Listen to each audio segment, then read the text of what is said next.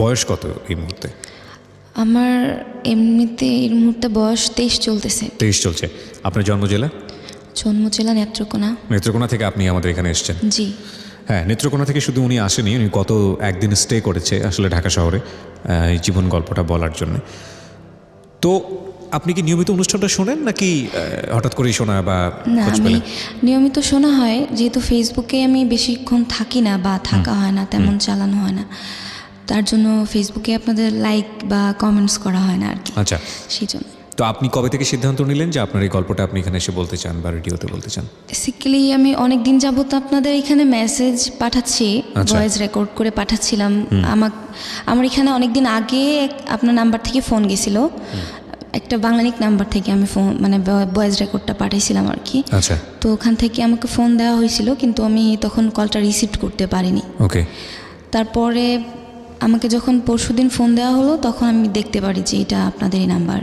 পরে আমাকে আপনাদের এখানে একজন কলিগ ফোন দিয়ে বলল, আপনি যেটা হয়েছে যে আপনি বেশ কিছুদিন ধরেই ট্রাই করেছেন আসলে। ট্রাই করছি। ওকে, ঠিক আছে। তো শুরু করি। আমি নিজেও জানি না আসলে ইনফ্যাক্ট আপনার গল্পটা কি। Safwan suggested about your story and you are in the chair right now. ঠিক আছে, শুনি আমরা। আপনি পড়াশোনা করছেন আমি যতদূর জানি? হ্যাঁ, আমি পড়াশোনা করতেছি। কিসে পড়ছেন? আমি পলিটেকনিক্যাল থেকে ডিপ্লোমা করতেছি সিভিল ডিপার্টমেন্টে, এবার ফাইনাল ইয়ারে। ওকে, ফাইন, ঠিক আছে, শুনি আমরা। আসলে কি মানে আমার জন্ম মফস্বলে, খুব ছোটবেলা থেকে গ্রামে থেকেই বড় হয়েছি। মানে বাবা মা একটা সিকিউর ফ্যামিলিতে বড় হয়েছি বলে বিধায় কি মফস্বল থেকে আমার বাবা মা একটু অন্যরকম। যেমন ধরেন গ্রামের পরিবেশ একটু নোংরা বা বাচ্চা কাচ্চারা একটু উল্টাপাল্টা চলাফেরা করে বলে কারোর সাথে মিশতে দিত না ছোটবেলা থেকেই। আর বাবাকে একটু ভয় পেতাম বলেও মিশতাম না, মানে একা একাই থাকতাম সারাদিন। পড়াশোনা, স্কুল, প্রাইভেট টিচার আসতো বাসায়, পড়াশোনা করতাম। কয় ভাই বোন ছিলেন? আমরা মানে আগে 3 ভাই বোন ছিলাম। 2013-তে আমার আরেকটা বোন হয়, মানে 4 ভাই বোন ইন টোটাল? হ্যাঁ, এখন 4 ভাই। বাবা কি করতেন? বাবা রাজনীতি করতেন আগে, এখন রিটায়ার করেছেন? রিটায়ার করেছেন রাজনীতি থেকে? আমি বলতে চাচ্ছি না, মানে নাম বলাটাই মনে হয়। না, fine, okay, you can hide yourself, no problem. আপনি যতটুকু বলবেন ততটুকুই আমরা শুনবো। আপনি আপনার পজিশনটা একটু জানি, মানে ভাই বোনদের মধ্যে আপনার পজিশন? হ্যাঁ, আমার পজিশন, আমি সবার বড়। আপনি সবার বড়, ওকে, ঠিক আছে, বলুন। তারপরে আমার মা আবার ফ্র্যাঙ্কলি আমি আমার মার কাছে সব কিছু শেয়ার করতে পারি, কিন্তু তারপরেও দেখা যায় কি যে যদিও সব কিছু শেয়ার করি, এমন কিছু জিনিস থেকে যায় যে আমি পারি না সেগুলো বলতে। কারণ বললে দেখা যাবে যে হয়তো মা এগুলা নিয়ে আমাকে ফোর্স করবে নাকি কি করবে, আমি এটা বুঝি না। নাকি মন খারাপ করবে, নাকি ভাববে যে আমি খারাপ হয়ে গেলাম কিনা। একটু স্টেপ বাই স্টেপ ছোটবেলা থেকেই যদি শুনি। মানে ছোটবেলা থেকে পড়াশোনা করতাম, আবার ছোটবেলা থেকে আমার একটা নেশা ছিল, গান করতাম, আবৃত্তি করতাম। গান পারেন আপনি? হ্যাঁ, আমি গান করি ছোটবেলা থেকে। আমার রিসেন্টলি 2016-তে আমি অ্যালবাম করছি, মিক্সড অ্যালবাম করছিলাম। নাই নাকি? বিশাল ব্যাপার, আমরা তো একজন শিল্পীকেও পেয়ে গেছি আজকে। ফাঁকে আমি একটা অ্যানাউন্সমেন্টও দিয়ে দিই। আপনারা নিশ্চয়ই জানেন প্রিয় শ্রোতা যে মাইক্রোফোন টেস্টিং 1024 নামে একটা রেডিও অনুষ্ঠান শুরু হয়েছে নতুন, রেডিও আম্বার 102.4-এ। এটা আমার একটা নতুন প্রজেক্ট, এবং এখানে আমরা একেবারে প্রান্তিক পর্যায়ের গায়ক গায়িকা যারা সেই অর্থে কোনো প্রিভিলেজ পান না, মাইলেজ পান না, ফোকাস না, আলোচিত না, সমালোচিত না, কিন্তু তাদের প্রতিভা আছে, এই সব মানুষদেরকে নিয়ে আমরা কাজ করছি। এবং আমাদের একটা মহৎ উদ্দেশ্য আছে, 50 কিংবা 100 পর্ব পরে এদের মধ্য থেকে বেছে বেছে কিছু শিল্পীদেরকে নিয়ে আমরা একটা অ্যালবাম করতে চাই। এবং নট অনলি দিস, আমরা এই অনুষ্ঠানটিকে সোশ্যাল মিডিয়া বা অন্যান্য জায়গাগুলোতে খুব ব্রডার একটা পার্সপেক্টিভ থেকে যাদের প্রতিভা আছে তাদেরকে নিয়ে কাজ করতে চাই। এবং আপনারা যারা 3-4টা পর্ব অলরেডি শুনেছেন তারা বুঝবেন যে আসলে আমরা কী ধরনের কাজ করছি। এটা প্রচারিত হচ্ছে প্রতি শনিবার রাত 10টায় রেডিও আম্বার 102.4 FM-এ। রেডিও আম্বার কিন্তু ঢাকা FM-এর একটা সিস্টার কনসার্ন, মানে ভাই বোনের মতো আর কি। ওকে, জি। তো ছোটবেলা থেকে গান করতাম, স্কুলে বলেন বা এলাকার কোনো প্রোগ্রাম হলে। আর মায়েরও খুব শখ ছিল যে আমি গানটা কন্টিনিউ করি। আর এক সময় দেখা যেত যে আমার মায়ের সাথে সাথে বাবা ওই জিনিসটাকে মানে গুরুত্ব দিত যে গান করি। তো সবাই পারিবারিক দিক থেকে বা সামাজিক দিক থেকে সবাই খুবই আদর করতো কিছু কিছু বিষয়ের জন্য। এক হচ্ছে পড়াশোনা করতাম, চলাফেরা করতাম খুব অন্যরকমভাবে, যেমন বেয়াদবি করা বা কিছু করা এরকম কিছু ছিল না, সবাই আদর করতো। এখনও এলাকায় গেলে সবাই ডাকে বা কথা বলে, সুন্দর, ভালো লাগে এই জিনিসগুলো আমার কাছে। আচ্ছা। তো একটা স্টেজে গিয়ে পড়াশোনা করতে থাকি। ক্লাস 9-এ যখন উঠি তখন হঠাৎ করেই শারীরিক প্রবলেম দেখা দেয় আর কি, মানে ডিপ্লোপিয়া হয় ফার্স্টে। ডিপ্লোপিয়া বলতে?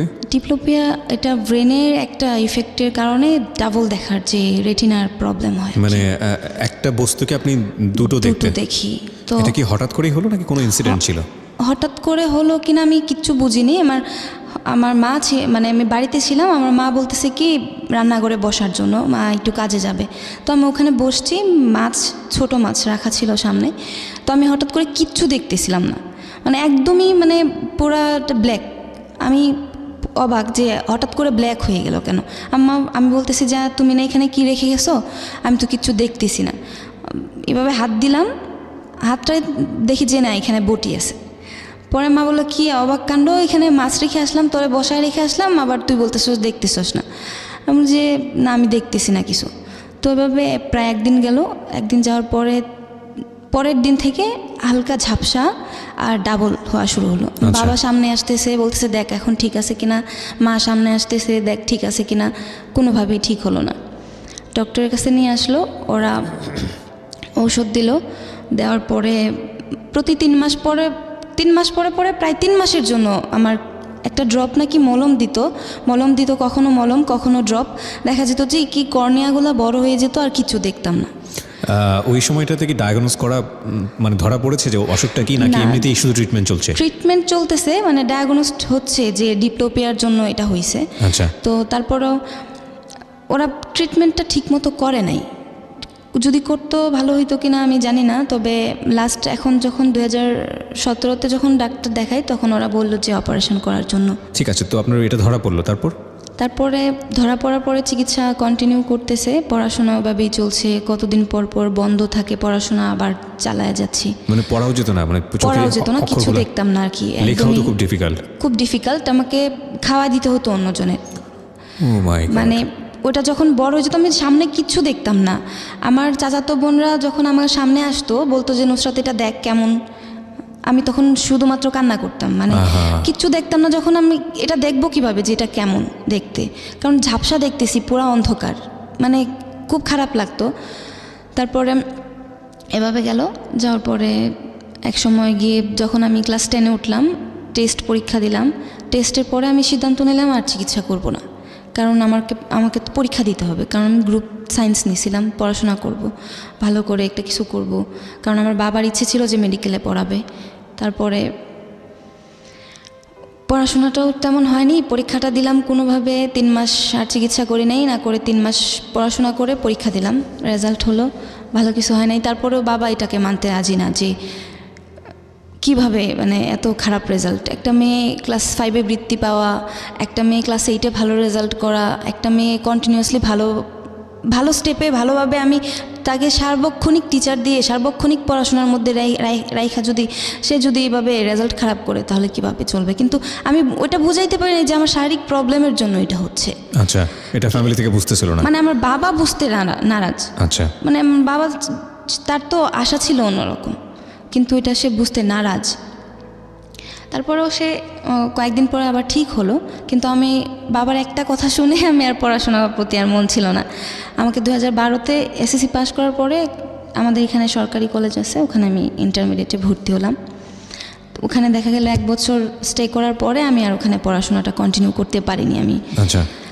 আমাকে ময়মনসিংহ ভর্তি করা হলো, বললো যে ঠিক আছে ডক্টর হতে পারো বা না পারো, ওটা হওয়ার দরকার নাই, তুমি এখন এই লাইনে পড়াশোনা করো, তুমি ইঞ্জিনিয়ার হবা। আমার ইচ্ছা আছে। আপনি যেটা বলছিলেন যে পলিটেকনিকে, হ্যাঁ পলিটেকনিক্যাল থেকে ডিপ্লোমা করব, করে তারপর বিএসসিতে যদি ভর্তি হই। তারপরে এভাবে গেল, বিএসসিতে এখানে ডিপ্লোমাতে ভর্তি হলাম সিভিল নিয়ে।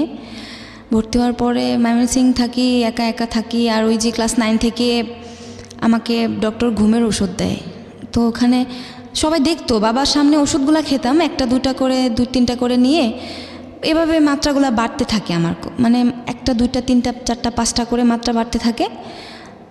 দেখা যায় এক পর্যায়ে 40টা পর্যন্ত চলে যায়। 40টা এট এ টাইম 40টা চলে যায়। আমি এই যে ঘুমের ট্যাবলেট এতগুলা খাই, আমার কোনো কাজ হয় না, ঘুম আসে না। শুধুমাত্র একটা নেশার ঘরে থাকতাম। নেশা বলতে খুব নেশার ঘর, দরজা জানলা সব বন্ধ, কারোর সাথে কথা বলতেছি না, ওষুধগুলো খাইতেছি, কেমন কেমন লাগতো, ঘুম ঘুম লাগতো, আবার সজাগ থাকতাম, কি করব বুঝে পাইতাম না। তো 2013 মে মাসে আমি একটা রুমে থাকতাম টেকনিক্যালের কোয়ার্টারের ভিতরে। আমার বান্ধবী ছিল 2 জন, ওরা সরকারিতে পড়ে, আমি আবার প্রাইভেটে পড়ি। তো ওরা আবার আমার সাথে থাকে, খুব ভালো ফ্রেন্ড বলতে রুমে যতটুকু থাকা যায়, কিন্তু বাইরে যাওয়া হতো খুবই কম। জি। তো ওখানে আমার এক ফ্রেন্ড, ওদের ফ্রেন্ডের বার্থডে ছিল, আমাকে ডেকে নিল ওখানে। আমি বলছি যে যাব না। এর আগে আমি 5 দিন পর্যন্ত কিছু খাওয়া দাওয়া কিচ্ছু নেই, ঘুম নেই, মানে একদমই টোটালি বন্ধ সব কিছু। তারপর ট্যাবলেট ছিল আর কি, ওই ট্যাবলেটগুলো আমি ওই যে ছেলের বার্থডে ছিল ওর পার্সে পেলাম আর কি, ব্যাগে, কলেজের ব্যাগে। আমি বিষয়টা পরিষ্কার না, আরেকটু পরিষ্কার হতে চাই। ওর বার্থডেতে এক জায়গায় গেলাম, একটা রেস্টুরেন্টে, আমাদেরকে সবাইকে ইনভাইট করলো। এই ছেলেটার বার্থডেতে আপনি কেন যাচ্ছেন? এই ছেলেটা কি হয় সম্পর্কে আপনার? ছেলেটা আমার রুমমেটদের ফ্রেন্ড। ওর ব্যাগে যে ট্যাবলেটটা আছে সেটা আপনি জানলেন কিভাবে? ওর ব্যাগটা থেকে আমার রুমমেট বের করছিল আর কি। আচ্ছা। বলছিল এটা কিসের ট্যাবলেট। ওকে। আর ও বলছিল যে এটার ট্যাবলেট, কিন্তু ওই ছেলে জানতো না যে আমি কন্টিনিউয়াসলি ঘুমের ট্যাবলেট তখনও খাই। তারপর ওর কাছ থেকে ও নাবিয়া আমার ফ্রেন্ড ছিল যে, সে বলল যে সে যখন শুনলো যে এটা ঘুমের ওষুধ, তখন তাড়াতাড়ি করে ওটা ওই ছেলের কাছে দিয়ে বলল যে এটা সেভ কর, কারণ সাথে প্রবলেম আছে। তো আমি বললাম কিসের প্রবলেম নাবিয়া, তুই এরকম বললি কেন? তো বলতেছে না কোনো প্রবলেম নাই, এটা সেভ করতে বলছে ওকে। তো আমি কি করছি, এক পর্যায়ে ওর কাছ থেকে ওটা টেবিলে ছিল, হাত ধুইতে গেছে, খাওয়া দেয়, তো আমি ওখান থেকে নিয়ে আমার পার্সে নিলাম। আমার তো ঘুম কোনোভাবেই আসতেছে না, বাসায় আসলাম, আসার পর ওটা খাইলাম। প্রথম 5টা খেলাম, খেয়ে শুইছি, ঘুম আসতেছে না। তারপর সব যতগুলো ছিল এখানে 12টা না কয়টা ট্যাবলেট ছিল, সবগুলো খাইলাম আমি। খাওয়ার পরে ওরা প্রাইভেটে চলে গেছে, আমি রুমে একা, দরজা ভিতর দিয়ে মারা ছিল না, কারণ আমি তার আগেই ঘুমিয়ে পড়ছিলাম। তো ওরা এসে দেখে কি যে আমি বালিশ ছাড়া বিছানার মধ্যে শুয়েছি। তো ওরা বের হয়ে গেছে 4টার দিকে, আসছে 6টার দিকে, তখন এসে দেখে যে আমি শুয়ে থাকার পরে আমাকে আমার আরেকটা ফ্রেন্ড ছিল যে আমার রুমমেট, ও আমাকে মাথার নিচে বালিশ দিছে। বুঝতে পারে নাই যে আসলে কি হয়েছে, ও ভাবছে আমি ঘুমাচ্ছি, আর ডাকতেছে যে নামাজ পড়ার জন্য, মাগরিবের নামাজ পড়ার জন্য। কারণ দেখা যেত কি 3 জন একসাথে নামাজ পড়তাম, ও একসাথে খাওয়া দাওয়া ঘুম সব কিছুই কন্টিনিউ ছিল, কারণ একই ব্যাচের ছিলাম, তো সমস্যা হতো না। তো ডাকতেছে নামাজের জন্য। পরে বুঝতে পারছে যে আসলে কি প্রবলেম, দেখে যে মুখ নীল হয়ে একদম খুব খারাপ অবস্থা, বমি করছি। যে পরে ওটা দেখছে যে বমি করছি, নিচে বমি, ঘুমের মধ্যেই দিনের সন্ধ্যাবেলা আর কি। তো সন্ধ্যাবেলায় আপনি কেন এই স্লিপিং পিলগুলো খেতে যাচ্ছেন? আমি স্লিপিং পিলগুলো সন্ধ্যাবেলায় খাইনি, খাইছিলাম দুপুরবেলায় ওখান থেকে এসে ঘুমানোর জন্য। কারণ আপনার বিষয়টা কি এরকম ছিল? এর আগে 5 দিন ঘুম হয়নি। ওকে। আর ঘুম না হইলে দেখবেন কি যে খাওয়া দাওয়া ঠিক মতো হয় না, সবকিছু এলোমেলো হয়ে যায়, একদম এলোমেলো হয়ে যায়। তারপরে ঘুম হয় না, খাওয়া দাওয়া হয় না। তারপর আমি ঘুমাবো বলে ওই ট্যাবলেটগুলো খাইলাম। আমি ভাবছি যে আগে যেরকম কন্টিনিউ খাই তার জন্য মনে হয় প্রবলেম হবে না, আমি ঘুমাইতে হয়তো ঘুম একটু হবে, কারণ পাওয়ার যেহেতু বেশি। তারপরে ঘুম হয় নাই, বরং অসুস্থ হয়ে গেলাম। হসপিটালে নেওয়া হলো, ভর্তি হলাম, ভর্তি রাখলো। সবাই এই যে প্রশ্ন করতেছে, কোনো প্রশ্নের উত্তর পায় না আমার কাছ থেকে, কারণ আমি তো অন্য কোনো কারণে আমি খাই না এটা যে প্রশ্নের উত্তর পাবে আমার কাছ থেকে। তারপরে এই ঘটনা শেষ, আমি ঠিকমতো চলতেছি, আবার লাইফ লিভ করতেছি। একটা সময় এসে আবার কি প্রবলেম হয় জানেন, হঠাৎ করে আমার প্যারানর্মাল প্রবলেম হয়ে যায়। অবাক লাগে আমার কাছে যে প্যারানর্মাল কেন হলো আমার, মানসিক প্রবলেমে। আচ্ছা। আমাকে দেখা যাচ্ছে যে ধরে রাখা যাচ্ছে না, আমার কিছু মনে থাকতেছে না। 3 দিন 4 দিন পরে আমার সেন্স আসতেছে যে সাইকিয়াট্রিক প্রবলেম। হ্যাঁ, 3 দিন 4 দিন পরে আমি বলতে পারতেছি যে আসলে আমি কে। কিন্তু এই যে চিকিৎসা করাচ্ছে এখন, ইন দ্য মিন টাইম কোনো চিকিৎসকের কাছে যাওয়া বা কারো কাছে যাওয়া? না, এরকম কিছু হয়নি, কারণ গ্রামে তো আমি এখান থেকে আমাকে গ্রামে নেওয়া হয়, অনেক প্রবলেম হয় ওখানে। তারপরে এরকম অসুস্থ থাকার পরে আবার লাইফটা ঠিক মতো চালাচ্ছিলাম, পড়াশোনা করতেছি, পরীক্ষা দিচ্ছি, রেজাল্ট ভালো হচ্ছে। আবার আমি একটা জিনিস, পরীক্ষার মধ্যে ফার্স্ট ক্লাস ছিল আমার রেজাল্টগুলো, যতগুলো পরীক্ষা দিলাম ফার্স্ট ক্লাস, কখনো খারাপ হয়নি, কারণ আমি চাইতাম কি যে রেজাল্টটা ভালো হোক। আচ্ছা। পড়াশোনাটা ঠিক করতাম। তো ওই যে একঘেয়েমি ব্যাপার থেকে আবার আমি এখান থেকে চলে যাওয়ার পরে, এই ঘটনার পরে যখন আমি ঘুমের ট্যাবলেট খেয়ে যখন হসপিটালে যাই, তখন আমাকে বাসার আঙ্কেলে বলে যে তুমি এইভাবে অসুস্থ হয়ে পড়লে তোমাকে এখানে দেখাশোনাটা করবে কে, আর এখানে তো একটা প্রবলেম, তুমি এখানে থাকবা, লোকেরা আশেপাশে লোকেরা খারাপ বলবে, আমাদের বলবে যে মেয়েটা এরকম করতেছে, পাগলামি করতেছে, অথচ তারা তো বুঝবে না যে তোমার প্রবলেমটা কী। ঠিক আছে, সমস্যা নেই, আমি এখানে থাকবো না, আমি হোস্টেলে চলে যাচ্ছি। এই বলে আমি আমার কলেজ হোস্টেলে উঠলাম। ওঠার পরে ওখানে কেউ নাই, কারণ আমার 5 তলায় থাকতো সব উপজাতি মেয়ে নার্সিংয়ের, আর আমি 6 তলায় থাকি। 6 তলায় শুধুমাত্র আমরা 2 জন, এত বড় হলরুম 2টা, তার মধ্যে 2 জন, আমি আর নার্সিংয়ের আরেকটা মেয়ে মুসলিম। তো 2 জন থাকি, ওর মতো ক্লাসে চলে যায়, আমি আমার মতো আবার এক গেমি লাইফ, সারাদিন ফেসবুকিং, কারোর সাথে তো, কারণ লাইফে তো আমার কোনো বন্ধু নাই, এছাড়া আমার কোনো বন্ধু নাই, ফেসবুক ছাড়া আমার কোনো বন্ধু ছিল না। তারপরে ওখান থেকে একটা ছেলে ছিল, নাম আসিফ। ওকে, আমরা এইখানে একটা ছোট্ট বিরতি নিতে চাই। ঠিক রাত 12টায় আমরা ফিরবো। আপনারা শুনছেন জীবন গল্প, আমার সঙ্গে আমি আরজি কিপ্রিয়া আপনার সঙ্গে রয়েছি। তারপরে ও আমার কাছে পরিচয় দিছিল যে সে সেনাবাহিনীর ক্যাপ্টেন। আচ্ছা। তো আমি বলতাম যে আসলেই কি তোমার ক্যাপ্টেন, তোমার র্যাঙ্ক বা তোমার কোর কোথায়, কোর কত, এগুলো জিজ্ঞাসা করতাম। তখন সে হাইড করতো আর কি। আচ্ছা। তো এমনিতে কি প্রোফাইল দেখে বোঝা যাচ্ছিল যে ও আর্মিতে কাজ করে বা এরকম? হ্যাঁ, আর্মিতে কাজ করে তা বোঝা যেত, কিন্তু আসলেই যে সে ক্যাপ্টেন সেটা আমি কনফিউশনে ছিলাম। তারপরে তো এভাবে তার সাথে আমার ফার্স্ট মিট হয়। আমি হোস্টেলে, তো সে আমাকে ফোন দিয়ে বলে যে সে আসবে। আমি বলি যে না, তোমার আসার দরকার নেই। কতদিন কথা চলার পরে আপনার সাথে দেখা করতে চায়? 1 বছর কথা বলার পরে। 1 বছর, আচ্ছা। 1 বছর কথা বলার পরে সে আমার সাথে দেখা করতে চায়। তো সে আমার সাথে ফার্স্ট মিট করে, আমার শহরে আসে, আমি যেখানে পড়াশোনা করি। তো আসার পরে দেখা হওয়ার পরে তার সাথে আমার যেরকমভাবে, আমি যদি ভুল না করে থাকি, মানে ফার্স্ট মিটেই আপনাদের মধ্যে এমন একটা সম্পর্ক যায়, সেটা আসলেই উচিত ছিল না, বিষয়টা এরকম। আচ্ছা, তো এই সম্পর্কে কি এটা কি হঠাৎ করে হয়ে গেল, না আপনাদের মধ্যে 1 বছর আসলে এই ধরনের কথাবার্তাই হতো? আমাদের মধ্যে এরকম কোনো কথাবার্তা হয়নি আগে।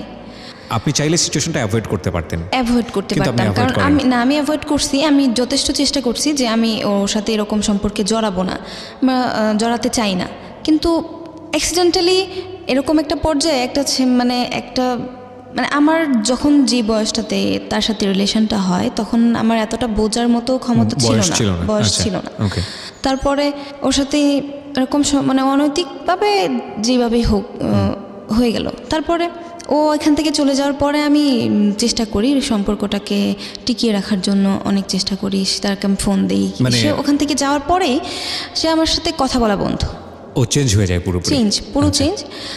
তারপরে আমি বলি কি যে তোমার প্রবলেমটা কোথায়, আমাকে শেয়ার করো। না, সে বলে আমি আইসিইউতে ভর্তি, আমার ব্রেনে প্রবলেম, আমার ব্রেনে রক্তক্ষরণ হয়, আপনাকে অ্যাভয়েড করছে। হ্যাঁ, অ্যাভয়েড করতেছে। আমি বললাম যে ব্রেনে রক্তক্ষরণ হয়, অথচ তুমি ফেসবুকে কিভাবে সম্ভব? বলছে আমি তো আইসিইউতে ভর্তি। তারপরেও বুঝতে পারলাম যে সে আমার সাথে এরকম একটা চিটিং করলো। তারপরে গেল এরকম 1 বছর যাওয়ার পরে আমার সাথে, তারপরে আবার আমার পরিচয় হয় আরেক ছেলের সাথে, ওই ফেসবুকেই। সে কলকাতায় থেকে পড়াশোনা করে, নিফাতে ফিল্ম ডিরেকশন নিয়ে পড়াশোনা করতো। বাংলাদেশের ছেলে। আচ্ছা, আমি নাম না বলি, কারণ ওর বাবা একজন পরিচালক। ঠিক আছে, সমস্যা নেই। হ্যাঁ, দেখা গেছে কি যে ওর সাথে আমার খুবই ভালো বন্ধুত্ব, কিন্তু ছেলেটা ছিল নেশাখোর। আচ্ছা, আপনি বুঝলেন কিভাবে? নেশাখোর বলতে সে আমাকে বলতো। আচ্ছা। আর অলওয়েজ তার কর্মকাণ্ডই ছিল এরকম, বুঝতাম যে, কারণ সবসময় হোয়াটসঅ্যাপ, ভাইবার বা ইমো এগুলাতে, মেসেঞ্জারে ভিডিও কল, অডিও কল সবসময় কথা হতো। তো দেখতে পারতাম বা বুঝতেই পারতাম, মুভমেন্ট দেখে বুঝতে পারতাম যে রং। আর ও নিজেও বলতো যে আমি এরকম। আমি চেষ্টা করতাম যে ওকে মেন্টালি একটু ওই দিক থেকে আনার জন্য। ইন দ্য মিনটাইম আপনার সঙ্গে আসিফের সম্পর্ক শেষ। ওকে। তো ইন্টারেস্টিং বিষয় হচ্ছে যে ভার্চুয়াল বলয়ের যে রিলেশনশিপগুলো, এগুলো খুব দ্রুত গতিতে মানে কাছাকাছি চলে যাওয়া যায়, এবং আবার খুব দ্রুত গতিতে অ্যাভয়েডও করা যায়। তো তুই করে সম্পর্ক ছিল? তো তুই করে সম্পর্ক ছিল। বলতাম যে এরকম করাটা ঠিক হচ্ছে না, তো আমাকে বলতো তুই ঘুমের ট্যাবলেট নিস কেন? আমি বলতাম যে এটা তো আমার একটা মানে আমার ঘুম হয় না বা আমার এটা অভ্যাস হয়ে গেছে, আর আমি তো তাছাড়া অন্য কিছু নিচ্ছি না, আমার কোনো প্রবলেম নেই। তখন ও আমাকে সাজেস্ট করতো যে দেখ এটা খাস না, খেলে এরকম প্রবলেম হবে, তোর শারীরিক প্রবলেম হবে বা তোর মানসিক সমস্যা হয়ে যেতে পারে। রাইট। তো ওর কথা শুনে আমি আমার ঘুমের ট্যাবলেট খাওয়া ছেড়ে দিতে পারছি। তারপর ও বাংলাদেশে আসে, ফার্স্ট মিট হয় আমাদের ঢাকায়। তো ওর সাথে ফার্স্ট মিট হওয়ার পরে আমার সম্পর্কটা কি ফ্রেন্ডশিপের জায়গাতে ছিল নাকি এক্সট্রা? প্রথমে ফ্রেন্ডশিপের জায়গাতে ছিল। আমি আমার জায়গা থেকে ওকে খুবই পছন্দ করতাম, কারণ ও লেখালেখিটা খুব ভালো করতো। আচ্ছা। তো ওই জায়গা থেকে আমি ওকে খুব ভালোবাসতাম এবং খুব ভালো জানতাম এবং খুব ভালো বন্ধু মনে করতাম। তো বাংলাদেশে আসার পরে যা শুরু হয়, প্রথম দেখা হওয়ার আগে ও আমার কাছ থেকে বিভিন্নভাবে টাকা নেওয়া শুরু করে। জাস্ট টাকাগুলো যে নিত আমি বুঝতে পারতাম যে আসলে নেশা করার জন্য নিচ্ছে। এবং আপনি দিতেন? আমি দিতাম, কারণ জানতাম কি যে বাসায় চিল্লাপাল্লা করতেছে, ভাঙচুর করতেছে, খুবই বাজে অবস্থা আর কি। তো আমি বলতাম যে একটা ছেলে এরকমভাবে বাসায় ভাঙচুর করবে, তার বাবা মা দিচ্ছে না, তার এই ছেলেটার জন্য বাসার এতগুলো লোক সাফারার হবে, এটা কি করে সম্ভব? তাহলে আমি তো এখানে একা থাকি, আমার তো লিমিট খরচ, আমার হাতে তো টাকা থাকে। তো আমি ওটা দিয়ে দিতাম। আমি বলতাম যে ঠিক আছে, তুমি আমার কাছ থেকে নাও, আমি তোমাকে দিচ্ছি। ও পরবর্তীতে যখন আমার কাছ থেকে একবার, দুইবার, তিনবার নিল, তখন থেকে দেখা যায় যে ও নিজেই আমার কাছে চাওয়া শুরু করলো যে আমার এত টাকা লাগবে, কিন্তু বিভিন্ন ওয়েতে। ও বলতো যে আমাকে আজকে থানায় ধরে নিয়ে গেছে, আমার এত টাকা লাগবে, আমাকে ছুড়াইতে হবে, বাবা শুনলে হার্ট স্ট্রোক করবে, মা শুনলে এরকম হবে। তখন আমি কি করতাম, আমার কানের অর্নামেন্টস বিক্রি করছি, আবার আমার ফোন বিক্রি করছি। বাই দ্য ওয়ে, তার মানে বিষয়টা এরকম যে ততদিনে আসলে বন্ধু নেই বিষয়টা, কারণ বন্ধুর জন্য এত কিছু করে না আসলে। মানে আপনি নিশ্চয়ই তাকে এক্সট্রাঅর্ডিনারি ফিল করতেন? এক্সট্রাঅর্ডিনারি ফিল করতাম তাকে। ওকে। তারপরে সে কলকাতায় চলে যাওয়ার পরে তার মার সাথেও আমার কথাবার্তা হয়। তার মা আমাকে খুব ভালো জানে। এক সময় ও কলকাতা থেকে আসার পরে ওর মা আমাকে বলছে, তুমি একা একা থাকো, শুনছি তুমি অসুস্থ থাকো, তুমি একবার এসে আমাদের এখানে ঘুরে যাও। বললাম যে এত দূরে? ঠিক আছে, আমি দেখবো আন্টি, আমার পরীক্ষা চলতেছে। না, ও তো আমার দেশের ছেলে। আচ্ছা। বাংলাদেশের ছেলে। ওদের বাড়ি কোথায় ছিল? কুমিল্লাতে। আপনি তো নেত্রকোনায়। হ্যাঁ। আচ্ছা। তো ওখান থেকে আমার পরীক্ষা চলতেছিল, আমি আবার ইন্টারমিডিয়েট দিচ্ছিলাম। তো ও আসছে বাংলাদেশে, একটা সুযোগ যে ওর সাথে দেখা হবে। তো গেলাম, যাওয়ার পরে ওর মার সাথে কথাবার্তা হলো। ওর ফ্যামিলিতে একটা ভালো জায়গায়, মানে একটা ভালো পজিশনেই ছিলাম, যে ওর মা আমাকে খুব স্নেহ করতেছে, বা ওর বোন, ওর বাবা, ওর ভাই, ছোট ভাই। হঠাৎ করে আমার আর ওর মধ্যে ক্লোজলি একটা রিলেশন চলে যায়। তো ওর মা ফার্স্ট রিলেশনশিপে যেই ভুলটা ছিল, সেকেন্ড রিলেশনশিপে ওর সাথে সেকেন্ড দেখা হওয়ার পরে ওর সাথে ক্লোজলি আবার আমার ক্লোজ রিলেশনে চলে যাই। আচ্ছা। সো আপনার এই জায়গা থেকে এটা আপনি বলছেন যে ইনসিডেন্টালি এই জিনিসটা হয়ে গেছে, তারপর হয়ে গেছে। সে আমাকে মেন্টালি সাপোর্ট করলো, আমাকে বললো যে দেখ, এটা আমাদের যখন বিয়ে হবে তখন হয়তো এই জিনিসগুলো মনে পড়লে। কি বিয়ের ব্যাপারটা এসেছিল আপনাদের লাইফে? না, এই ঘটনার পরে। আচ্ছা। তারপরে ওখান থেকে ওদের বাসায় ছিলাম 3 দিন থাকার পরে আবার আসলাম আমার এখানে। ও আবার মেন্টালি সাপোর্ট দেয়, বলে যে দেখ, আমাদের মধ্যে যেহেতু এরকম ক্লোজ হয়ে গেছি আমরা, তখন আমাদের মধ্যে বিয়ে হওয়ার পরে হয়তো দেখ এগুলো ঘটনাগুলো মনে পড়লে আমরা হাসবো, কারণ অতীত কখনো হাসায়, আমাদের অতীতগুলো হয়তো আমাদের হাসাবে যে এরকম প্রবলেম হয়েছে। একটা বিষয় আমাকে একটু বলেন, এতগুলো যে বিষয় আপনার জীবনে চলে আসছে, র্যান্ডামলি আসছে, আপনি একটা বাসায় গিয়ে 3 দিন থাকছেন, এটা কি আপনার ফ্যামিলি জানতো? যেহেতু আপনার ফ্যামিলি আপনার ব্যাপারে অনেক বেশি কনজারভেটিভ ছিল, আমি যতদূর জানি। শুধুমাত্র আমি আমার মার কাছে সবকিছু শেয়ার করতাম, আমার মাকে বলতাম যে আমার মা আমি যে যাচ্ছি, মা না করতো। ওকে। তারপর ওর সাথে ও আপনাকে বলে যে এটা বিয়ের পরে ওটা ফান হয়ে যাবে, বা মনে পড়বে আমাদের, তখন হাসি পাবে। আমি বললাম যে ঠিক আছে, আচ্ছা, জিনিসটা মেনে নেওয়া যায়, কারণ যেহেতু তোমার মা আমার গুরুজন, আমাকে শাসন করতেই পারে, আমি কিছু মনে করিনি। আমার ভালো লাগছে। আমার মাও যদি এরকম এই জায়গাটাই থাকতো, হয়তো আমার মা এরকম শাসন করতো। আমার বাবা যদি এই জায়গাটাই থাকতো, মানে বিষয়টা কেন্দ্র করে আপনাদেরকে শাসন করা হয়। মানে আপনাকে শুধু শাসন করে নাকি ওকেও করে? আমাকে তেমন কিছু বলা হয়নি, শাসনটা ওকে করা হয়, কিন্তু আমার সামনে। যেহেতু ওকে আমার সামনে শাসন করা হয়, সেহেতু আমার জিনিসটা আমারও লাগে যে আমি তো সামনে ছিলাম, কারণ যেহেতু দুজনের ধারায় একটা ইনসিডেন্ট ঘটলো, সেহেতু আমরা দুজন সাফারার, এবং আমরা দুজনেই অপরাধী, এবং শাস্তিটা আমাদের দুজনেরই। হ্যাঁ, এবং যা বলা হচ্ছে সেগুলো সবগুলো আমাদের দুজনের জন্য, একার জন্য হতে পারে না। তো আমি মেনে নিলাম। আমি বললাম যে ঠিক আছে, আমি তোমার মাকে সাপোর্ট করি, ঠিক আছে আমি দেখবো আমি তোমার মাকে হ্যান্ডেল করা যায় কিনা, বা তুমি তোমার দিক থেকে তোমার পরিবারকে হ্যান্ডেল করার ট্রাই করো। তো বললো যে ঠিক আছে। এই কথা বলে আমাদের মধ্যে ওরকম রিলেশনটা কন্টিনিউ হচ্ছে। তো আমি বাড়িতে, আমার পরীক্ষা শেষ, সেখানে আমি চলে গেলাম আমার দেশে। যাওয়ার পরে আমার ফ্যামিলি থেকে আমাকে মানে একটু, আমার বাবা একটু আবার অন্যরকম হয়ে গেল হঠাৎ করে, কী জন্য জানি না। মানে আমি আমার বাবার সাথে কি ঘটনার জন্য আমি জানি না কেন হঠাৎ করে আমি আমার দেশ ছেড়ে, আমি আমার পড়াশোনার জায়গা ছেড়ে, সব কিছু ছেড়ে আমি ঢাকাতে চলে আসলাম। ইভেন আমার এইটুকু মনে আছে যে আমি বাড়ি থেকে যখন চলে আসতেছি, আমার মা পিছনের দিকে তাকাইছে, আমি কথা বলি নাই আমার মার সাথে। মানে হঠাৎ করে আমি কী মেন্টালিটি নিয়ে আমি হঠাৎ করে আমার মার সাথে এরকম রাগ করলাম, বাবার সাথে এরকম রাগ করলাম। একটা বছর আমি বাড়ির থেকে বাইরে, আমি কারোর সাথে কথা বলিনি। আমার মার সাথে কথা হতো মাঝে মধ্যে, কিন্তু আমি দুইটা ঈদ আমি বাইরে করছি আমার ফ্যামিলি ছাড়া, একা একা। আমি এটা মনে পড়বে আমার সারা জীবন যে আমি আমার বাবার সাথে কথা বলিনি, আমার বাবারে বাবা বলে ডাকিনি। আর সেই বাবা আমাকে অসুস্থ অবস্থায় আমাকে ঢাকায় চিকিৎসা করে আবার বাড়িতে নিয়ে গেছে। আর সেই বাবা আমি একটু অসুস্থ থাকলে প্রচুর কান্নাকাটি করবে, দেখবেন যে সে তার মধ্যে নাই, আমি মনে হয় যে তার লাইফের একটা অংশ। বাহ। হ্যাঁ, তারপরেও ফ্যামিলিতে একা একা আমার বোরিং লাগতেছে, আমি ভালো লাগতেছে না, আমি থাকবো না। আমার পরিচিত একজন ছিল, তার সাথে যোগাযোগ করে আমি চলে আসলাম ঢাকায় এসে একটা জব নিলাম প্রাইভেট একটা আইটি ফার্মে মার্কেটিং এক্সিকিউটিভ হিসেবে কাজ করলাম অনেক দিন। পড়াশোনা কি তখন কমপ্লিট নাকি? না, আমার পড়াশোনা তখন কন্টিনিউ চলতেছে। ওকে। আমি এখানে চলে আসার পরে এখানে জব নিলাম, জব নেওয়ার পরে কাজ করতেছি কন্টিনিউ। আবার আরেকটা ঘটনা ঘটে যায় এর মধ্যে। আমি তখন বাড়ি থেকে যখন বেরিয়ে আসি, তখন আবার আমি যে অ্যালবামে গান করি, মিক্সড অ্যালবামে। তো আমার মিক্সড অ্যালবামে আমি আবার জব নেওয়ার সময় আমার অফিসে বলে নিই যে স্যার আমি গান টান করি, আমাকে মাঝে মাঝে ছুটি দিতে হবে, বা আমার যখন স্টুডিওতে যেতে হয় আমাকে যখন আমার শিডিউল থাকে আমাকে ছুটি দেবেন। তো ওরা বলে যে ঠিক আছে যাও, তুমি যেহেতু গান করো, আমাদের অফিস থেকে তোমাকে যতটুকু ফেসিলিটি দেওয়া প্রয়োজন আমি তোমাকে ততটুকু ফেসিলিটি দেব। তো ওরা আমাকে যথেষ্ট হেল্প করে। আমার যখন ফার্স্ট রেকর্ডিংয়ের ডেট ছিল, আমি অফিস থেকে ছুটি নিয়ে যাই। তো ছুটি নিয়ে যাওয়ার পরে ওখানে যার সাথে আমার অ্যালবাম গান করি, তার রাত হয়ে যায় অনেক, মানে প্রায় 2টা বেজে যায় স্টুডিওতে রাতে। তো আমি বলছি এখন তো আমি যে বাসায় থাকি গেট লাগাই দিছে, এখন আমি বাসায় যাব কি করে, কারণ বাসায় যাওয়া সম্ভব না। তো বলতেছে আমার মা বাসায় নেই, তুমি যদি চাও তাহলে আমার বাসায় যেতে পারো, আমার বাসায় একটা বোন আছে থাকে আর কি।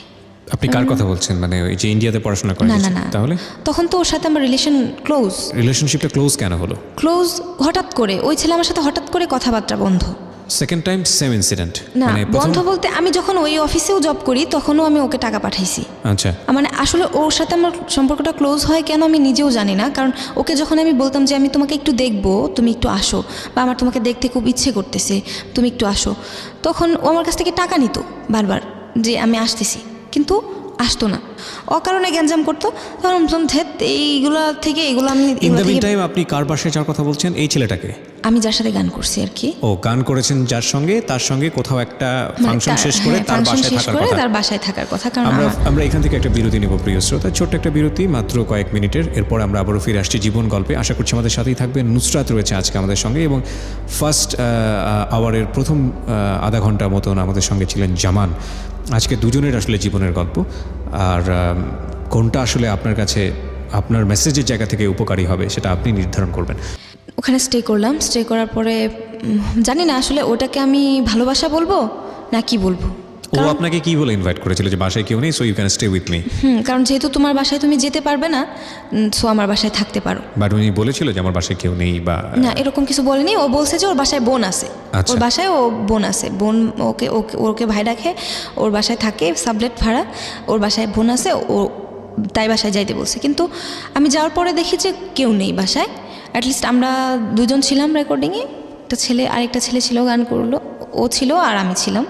তো আমাদেরকে নিয়ে গেল বাসায়, কিন্তু গিয়ে দেখি যে ওই মেয়ে নেই। আমাদেরকে বলতে আপনার সঙ্গে আরও একজন ছিল? আরও একজন ছিল। ওকে। পরে আমি বললাম যে তাহলে তোমার বোন কোথায়? যেহেতু তুমি বলছিলা যে বোন আছে বাসায়, তো আমি থাকবো কীভাবে? বলছে সমস্যা নাই, তুমি এখানেই থাকতে পারো। তো থাকার পরে ওর সাথে ফার্স্ট যখন থাকি কোনো প্রবলেম হয় না, না থাকার পরে ও আবারও যখন, তো সেকেন্ড টাইম যখন বয়স দিতে যাই তখন সেই রাতের বেলায় শিডিউল রাখে। আমি বারবার বলছি যে দেখো রাতের বেলায় শিডিউল রাখো না, কারণ আমার বাসার আমার বাসার গেট লাগায় দেয়, আমি রাতে 11টার পরে আমার বাসায় ঢুকতে পারবো না।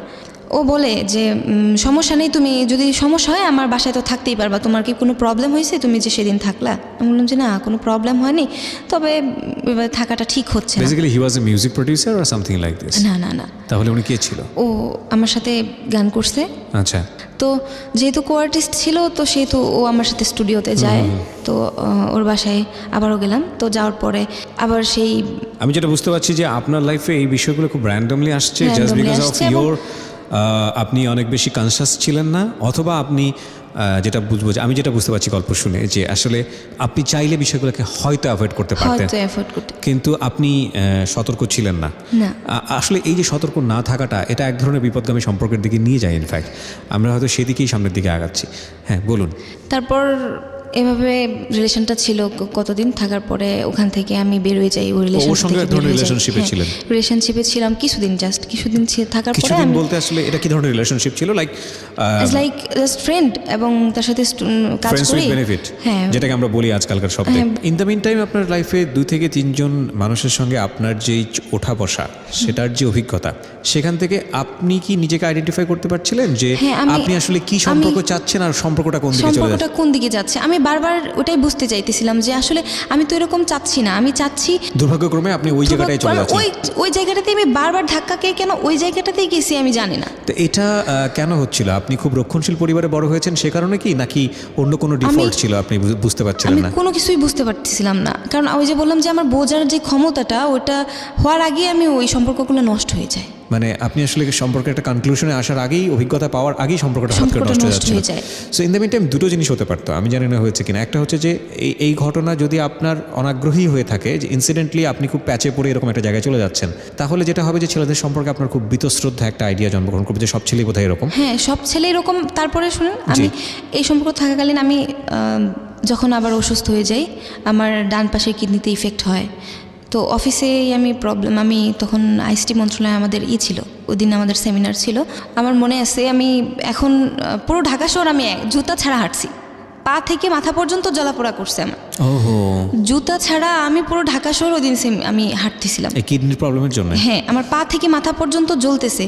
আর তার আগে 1 মাস আগে থেকেই কোমরে ব্যথা হয়। আমি বাড়িতে তো কথা বলি না কারোর সাথে। আমার একটা ভাতিজি ছিল সম্পর্কে, আমাদের দুঃসম্পর্কের এক ভাতিজি, তার সাথে আমি কথাবার্তা বলতাম, ফ্যামিলির খবর নিতাম আর কি। তো ওই যে বাবার সাথে রাগ করে চলে আসছি, কথা বলিনি। তারপরে আমার এক কাজিন, তার বাসায় আমি থাকি। তো সে আমাকে সে আবার প্রেগনেন্ট ছিল। আমি যখন অসুস্থ হয়ে যাই, অফিস থেকে আমাকে বাসায় দিয়ে যায়। বাসায় দিয়ে যাওয়ার পরে 17 দিন, প্রায় 17 দিন আমি টানা 17 দিন শরীরে জ্বর ছিল, ব্যথায় উঠতে পারি নাই বিছানা থেকে। আমার যখন জ্বর কমছে, আমি বাইরে গেছি, গিয়ে ফার্মেসি থেকে ওষুধ নিয়ে এসে ব্যথাটা কমায় রাখছে। তো বাসার যে কাজের বুয়া ছিল, সে একদিন রাত্রে বলতেছে যে আপনার বোন সারা রাত তো এরকম ব্যথায় কুকায়, আবার করে জ্বর থাকে প্রচণ্ড শরীরে। কারণ আমি একা থাকতে রুমে ভয় পাই, সে নিচে ফ্লোরিং করে শোয়। তো আমার বাবা আসছে, আয়সা পিজিতে নিয়ে গেল। নিয়ে যাওয়ার পরে তো প্রবলেম ধরা পড়ে। ওরা প্রায় 3 মাস বেড রেস্ট, 3 মাস আবার বাড়িতে নিয়ে যায় আমার বাবা। নিয়ে গিয়ে যাওয়ার পরে আমি ওখান থেকে আসি। 3 মাস ছিলাম, 3 মাস থাকার পরে আসার পরে আমার ওখানে অফিসে জয়েন করার জন্য চেষ্টা করি আবার, কিন্তু 3 মাস থাকার পরে তো আর ওই জবটা থাকবে না। আমার জবটা নেই, আমি অফিসে আর জয়েন করতে পারিনি। না জয়েন করতে পারলেও আমি পার্ট টাইম কিছু কাজ করতাম খুচরো, কারণ ওই যে বাবার সাথে যে রাগটা, ওটা অসুস্থতা কাটার পরেও আমার থেকে যায়। আচ্ছা, কারণ আমার বাবা যে এসে যে চিকিৎসা করায় নিয়ে গেলো, আমার বাবার সাথে আমার তারপরেও কোনো কথা হয়নি। আমার রাগটাই কমে নাই বাবার প্রতি। কী জন্য যে রাগলাম আমি সেটাও জানি না, আবার বাবাও আমার সাথে কেন কথা বলে না সেটাও জানি না, আবার আমিও কেন কথা বলি সেটা কথা যে বলি না সেটা জানি। হতে পারে মেডিসিনের সাইড এফেক্ট বা যে কোনো কিছু হতে পারে। তো এভাবে গেল। যাওয়ার পরে আমি ঢাকাতে ওই আমার এক বড় ভাই, মানে পরিচিত বড় ভাই, 6-7 বছর যাবৎ চিনি আর কি। তো তার ওয়াইফ নাই, 2টা বাচ্চা, ছোট 2টা মেয়ে ও রেখে মারা গেছিলো। যখন সেকেন্ড মেয়েটা হয় তখন মারা যায় আর কি তার ওয়াইফ। তো ওনার এখানে বলছি যে ভাই আমি গ্রাফিক্সের কাজ শিখবো, আপনি কি আপনার এখানে শিখাইতে পারেন আমাকে, তাহলে আমার একটু উপকার হতো। বলতেছে যে ঠিক আছে তুমি আসো, সমস্যা নেই, তুমি শিখতে পারো, কাজ করো আয়শা। তো আমি ওনার এখানে যাই, যাওয়ার পরে ওনার যে দুটা মেয়ে আমাকে খুবই পছন্দ করে। দুটো মেয়ে খুবই পছন্দ করে বলতে গেলে খুবই পছন্দ করে, আমাকে ছাড়া কিছু বুঝে না। তো ওই দুটো মেয়ে আমাকে এক পর্যায়ে বলতেছে কি আন্টি আমরা কি তোমাকে আম্মু বলে ডাকতে পারি? তখন আমি তো ইতস্ত হয়ে গেছি যে এই দুটা বাচ্চা মেয়ে কি বলতেছে, পাগল নাকি, আমি কি বলবো, মানে এখন না পারতেছি ওই বাচ্চা দুটার মনে আঘাত দিতে, না পারতেছি নিজেকে কিছু বলতে। আবার আমি ওই ভাইয়াটাকে বললাম যে ভাইয়া আসলে দেখেন কি বলতেছে, কি করব? বলছে তোমার যা ইচ্ছা। আমি বলছি বাচ্চা দুটা মেয়ে মানে একদমই পিচ্ছি, একটার বয়স মনে হয় 5। ওনার মা কি হয়েছিল? বাচ্চা দুটা যখন সেকেন্ড বাচ্চাটা হয় তখন মারা যায়। হ্যাঁ, ওকে। তো বাচ্চা দুটা একা, পুরো বাসা একা থাকে, উনি মানে টেক কেয়ার করার মতো সময় নেই, বাচ্চা দুটা খুব এলোমেলো। তো দেখে আমার খুব খারাপ লাগে। আমি বলি যে ঠিক আছে, আমি যতদিন এখানে কাজ শিখতে আসবো মেয়ে দুটাকে আমার সাথে ততক্ষণ রাখবো। তো না, দেখি যে মেয়ে দুটা আমার প্রতি আস্তে আস্তে খুবই ইমোশনালি ইনভলভ হয়ে যাচ্ছে, আমিও বাচ্চা দুটার প্রতি ইনভলভ হয়ে যাচ্ছি। আচ্ছা। তো শুধুমাত্র বাচ্চা দুটার প্রতি ইনভলভ হয়ে যাওয়ার কারণে সে আমাকে এইভাবে হ্যারাস ফেলবে এবং এভাবে ব্ল্যাকমেল করবে আমি সেটা বুঝতে পারিনি। সে আমাকে হঠাৎ করে ওনার এখান থেকে আমার একটা ইমেল পাঠানোর প্রয়োজন ছিল। আমি ওনার এখান থেকে আমার ইমেল অ্যাড্রেসটা লগ ইন করার পরে উনি আমার ফোন থেকে একটা ছবি নেয়, আমার সিক্রেট একটা ছবি। তো উনি আমার এখান থেকে এই ছবিটা যে নিবে আমি খেয়াল করিনি বা আমি বুঝতে পারিনি, কারণ ফোনটা অ্যাক্সেস করলো কিভাবে? আমার ফোনটা তো সবসময় ওনার এখানে, আমি যে কাজ শিখতাম ওখানে থাকতো, আমি রেখে দিতাম। উনি আমার ফোনটা হাতে নিছে, আমি এতটাও খেয়াল করিনি যে উনি এইভাবে এরকম কিছু করবে। তারপরে ওনার এখানে আমি এটা তো জানি না, আমার এখানে নাই, আমার মেমোরিতে ওই ছবিটা নাই, উনি নিয়ে আমার এখান থেকে ডিলিট করে দিছে। ডিলিট করে দেওয়ার পরে আবার এই রিলেশনটার পরে আবার যে আমার কুমিল্লায় যে তার সাথে রিলেশন ছিল ও আমার সাথে আবার যোগাযোগ করে। কুমিল্লার রিলেশন বলতে কি ফার্স্ট রিলেশনশিপ? আমার সেকেন্ড টাইম যে রিলেশনটা ছিল, কলকাতায় যে পড়াশোনা করতে, ওই ছেলেটা যোগাযোগ করছিল আমার সাথে, যোগাযোগ করছিল আর কি। আচ্ছা। তো আমি ভাবছিলাম যে হয়তো আমাকে রিল্যাপ করে কিনা, আমি ওটা বুঝতে পারিনি। যোগাযোগ করে দ্যাটস ইট, আমি ওরকমই যোগাযোগ রাখছিলাম। ওকে। তো কথাবার্তা হচ্ছিল ওর মধ্যে, সে আমাকে বলতো যে সে আমাকে ভালোবাসে বা কিছু একটা। আমি বলতাম ঠিক আছে, ভালো যেহেতু বাসো আমিও বাসি, তুমি যেহেতু আমাকে ভালোবাসছিলে আমি যেহেতু ভালোবাসছি, ঠিক আছে বাসি। তো ও আমার কাছে জানতে চাইতো বারবার যে দেখ আমি তোর লাইফে যতদিন ছিলাম না ততদিন কি তোর লাইফে কোনো ইনসিডেন্ট হয়েছে, সে জানতে চাইতো। আমি বলতাম যে না, কোনো ইনসিডেন্ট হয়নি, আমি অস্বীকার করতাম। কারণ আমি ভাবতাম কি যে ওগুলা জানায় লাভ কি। ওনার এখান থেকে যখন আমি ইমেলটা সেন্ড করি ওখানে, হঠাৎ করে সার্ভার চলে যায় ওনার এখানে। তো আমি আর লগ আউট দিতে পারিনি, আমি বাসায় চলে আসি, ওনাকে ফোন দিয়ে বলি যে ভাইয়া আপনার এখান থেকে আমার ইমেলটা একটু লগ আউট দিয়ে দেবেন। আচ্ছা। আমার যে ইমেলটা ওনার এখানে লগ ইন করছিলাম ওই ইমেলটা থেকে আমার ফেসবুক অ্যাকাউন্ট খোলা ছিল আর কি। ওহো। উনি কি করছে, আমার ইমেল নাম্বার যা কিছু আছে, আমার আইডির পাসওয়ার্ড থেকে শুরু করে ইমেল থেকে শুরু করে সব কিছু চেঞ্জ করে উনি নিয়ে নিছে। মানে আপনার ফেসবুকটা সে নিজে নিয়ে নিছে। নিয়ে গিয়ে সে আমার ওই আমার যে সিক্রেট যে ছবিটা ছিল, তারপর আমার ফ্রেন্ড সার্কেলদের সাথে সে নিজে থেকে কথা বলতো, সে যে কথা বলতো আর কি, কথা বলে সে বোঝাচ্ছিল যে আমি এইগুলা করতেছি। সে এইগুলা স্ক্রিনশট দিত, দিয়ে পাঠাতো ওই যে কুমিল্লার ছেলের কাছে, কারণ উনি জানতো যে আমার ওই ছেলের সাথে রিলেশন। কারণ উনি আমার সাথে পরিচয় যেহেতু আমার 6 বছর আগে, আফটার 6 বছর, সেহেতু সে জানে যে আমার কার সাথে রিলেশন, আমাকে জিজ্ঞাসা করতো। এবং সে আমাকে জেনারেলি খুব বলতো এরকম যে তুমি খুব ভালো একটা মেয়ে, তোমাকে কেন মানুষ এভাবে কষ্ট দেয়, সেই অনেক কিছু। আমি বলতাম যে লোকটা এরকমই মনে হয় ভালোই, কারণ 2টা মেয়ে আছে, আসলে 2টা বাচ্চাকে আমি এরকমভাবে দেখতেছিলাম আর কি। তখন সে আমাকে জেনারেলি খুব বেশি হ্যারাস শুরু করলো এবং আমাকে ব্ল্যাকমেল করা শুরু করলো। ব্ল্যাকমেল কিভাবে করলো? আমাকে বিয়ে করবে, হ্যাঁ, নয়তো আমাকে আমার ক্ষতি করবে। ততদিনে কি আপনি বুঝতে পারছিলেন যে আপনার ফেসবুক আইডিটা উনি হ্যাক করেছে? হ্যাঁ, উনি হ্যাক করছে, কারণ আমি তো তখনই বুঝতে পারছি, কারণ উনি তো আমাকে বলছে, বলে দিয়েছে। হ্যাঁ, বলে দিছে। এবং এটা আমাকে নিজে বলে নাই সে, কারণ সে নিজে বলছে তখন, কারণ ওনার এখানে একজন, আমি নাম বলি না, সিনিয়র রিপোর্টার, তার ফ্রেন্ড ছিল। তো উনি আমাকে দেখছে, ওনার এখানে যে কাজ শিখতে যাই, তো উনি এই কাজগুলা দেখতেছিল যে এই লোকটা বসে বসে আমার আইডি থেকে এই কাজগুলা করতেছে। তো উনি যখন আমাকে ফোন দিয়ে বললো যে আপনি নুসরাত? আমি বললাম যে জি, আমি আপনাকে কিছু কথা বলতে চাচ্ছি। আমি বলছি জি বলেন। বলছে আপনি কি জানেন যে আপনাকে নিয়ে কোনো একটা পার্ট হচ্ছে? আমি বললাম যে না, আমি কি করে জানবো? যে তোমার আইডিটা তুমি তোমার আইডিটা কি তুমি লগ আউট দিয়ে দিছো তোমার ফোন থেকে? আমি বললাম যে হ্যাঁ, অনেকক্ষণ আগে। বলছে তাড়াতাড়ি লগ ইন করে দেখো তো। লগ ইন করলাম, দেখেছি আর লগ ইন হচ্ছে না। আমি বলছি না, লগ ইন হচ্ছে না। বলছে তোমার এই পার্টটাই তোমার সাথে চলতেছে। আমি বলছি কোন পার্ট? বলছে তোমাকে এরকম এরকম সে। উনি আপনার নাম্বার পেলো কীভাবে, ফোন নাম্বার? ওনার এখান থেকে নিছে, কারণ উনি তো বিশ্বস্ত ছিল ওনার। উনি তো বুঝতে পারে নাই যে উনি আমাকে বলে দিবে। ওকে। কারণ ওনার এখানে যে কাজ শিখতে যেতাম উনি আমাকে দেখতো এরকম Somehow করার আপনাকে কিছু না। বিয়ের প্রস্তাব দিচ্ছিল, হ্যাঁ, তারপর কি সে হলো? আমাকে বিয়ের প্রস্তাব দেয়। আমি বললাম যে কী করে সম্ভব এটা? কোনোভাবেই সম্ভব না। কারণ আপনি একটা বিবাহিত পুরুষ, আপনার দুটো বাচ্চা মেয়ে আছে। আমি এরকম রিলেশনে আর জড়াইতেও চাচ্ছি না। আপনি এরকম কেন করতেছেন আমার সাথে? আপনি কি চান? মানে বিভিন্নভাবে এসে আমার এই করতেছে আর কি, ব্লেম দেওয়া শুরু করছে। এগুলো আমি পরে আর কানে নেই না নিয়ে আমি আমার মতো থাকলাম। ঢাকা থেকে চলে গেলাম। চলে গিয়ে আবার বললাম কি যে লাইফে তো অনেক কিছু করলাম, আমার লাইফে অনেক কিছু ঘটে গেল মাত্র কয়েকটা বছরের মধ্যে। এগুলো আসলে ঠিক হচ্ছে না। কারণ আমি তো এখন আর কাউকে বিশ্বাস করতে পারবো না। কারণ বিশ্বাস করার মতো জায়গাটাই আমি আর নাই। একটা মানুষকে বিশ্বাস করতে, যে মানুষটাকে আমি বিশ্বাস করছি সেই মানুষটাই আমার সাথে এরকম করতেছে। মানে কন্টিনিউ আমি একটার পর একটা এরকম ঘটেই গেছে। তারপর আমি আমার মতো করে আবার চলে গেলাম বাড়িতে। গিয়ে আমার ফ্যামিলিতে বললাম যে আমার যা হোক করছি, আমি ভুল করছি। আমি বাবার কাছে বললাম যে সরি। বাড়িতে চলে গেলাম। চলে যাওয়ার পরে মা বললো ঠিক আছে। মাকে তো আর এত কিছু শেয়ার করিনি, কারণ শেয়ার করার মতো তো পরিস্থিতি আমার নাই। কারণ সবগুলোই তো একটার পরে একটা সবগুলো অপরাধ। তো মাকে বললাম যে মা, আমি আবার পড়াশোনা করতে যাচ্ছিলাম, আবার কন্টিনিউ আমি আমার কলেজে যাব বা আমি গ্রাফিক ডিজাইনটা শেখা হলো না? না, শেখা হলো না। ওনার এখানে কিছুদিন থাকার পরেই ওনার এখানে এরকম শুরু হলো। ওনার সাথে কি কমিউনিকেশনটা অফ হয়ে গেল নাকি সামহাও উনি আপনাকে ট্র্যাপ না করে না, দিয়েছে? উনি আমাকে ট্র্যাপ করতেছিল। আমি আমার নাম্বার সব বন্ধ করে দিছি, ক্লোজ। আচ্ছা। একদম ক্লোজ। আমি বলছি যে ঠিক আছে, ফেসবুকে যা ইচ্ছা তাই করো, আমি দেখবো না, কিচ্ছু না, নিজের মতো করে করো। আমরা বিরতি নেব এখানে, একটা প্রিয় শ্রোতা, ছোট্ট একটা বিরতি।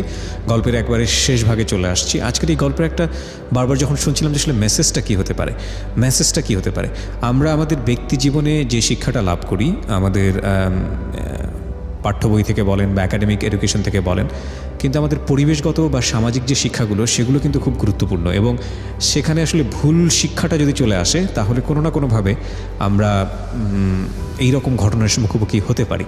সুতরাং সেই জায়গাটি থেকে আজকের এই গল্পটিকে আপনি কিভাবে নেবেন সেটা কিন্তু একটু ভাবার বিষয়। আমরা ছোট্ট একটা বিরতি নিচ্ছি। আমি বাড়িতে চলে গেলাম। আমার পড়াশোনাটা সবকিছু কনভিন্স করে আমি বাড়িতে চলে গেলাম। চলে গিয়ে আমার আবার পড়াশোনাটা কন্টিনিউ করার জন্য আবার আমি আমার মানে যে জায়গা থেকে আমি পড়াশোনা করি সেই জায়গায় চলে আসছি।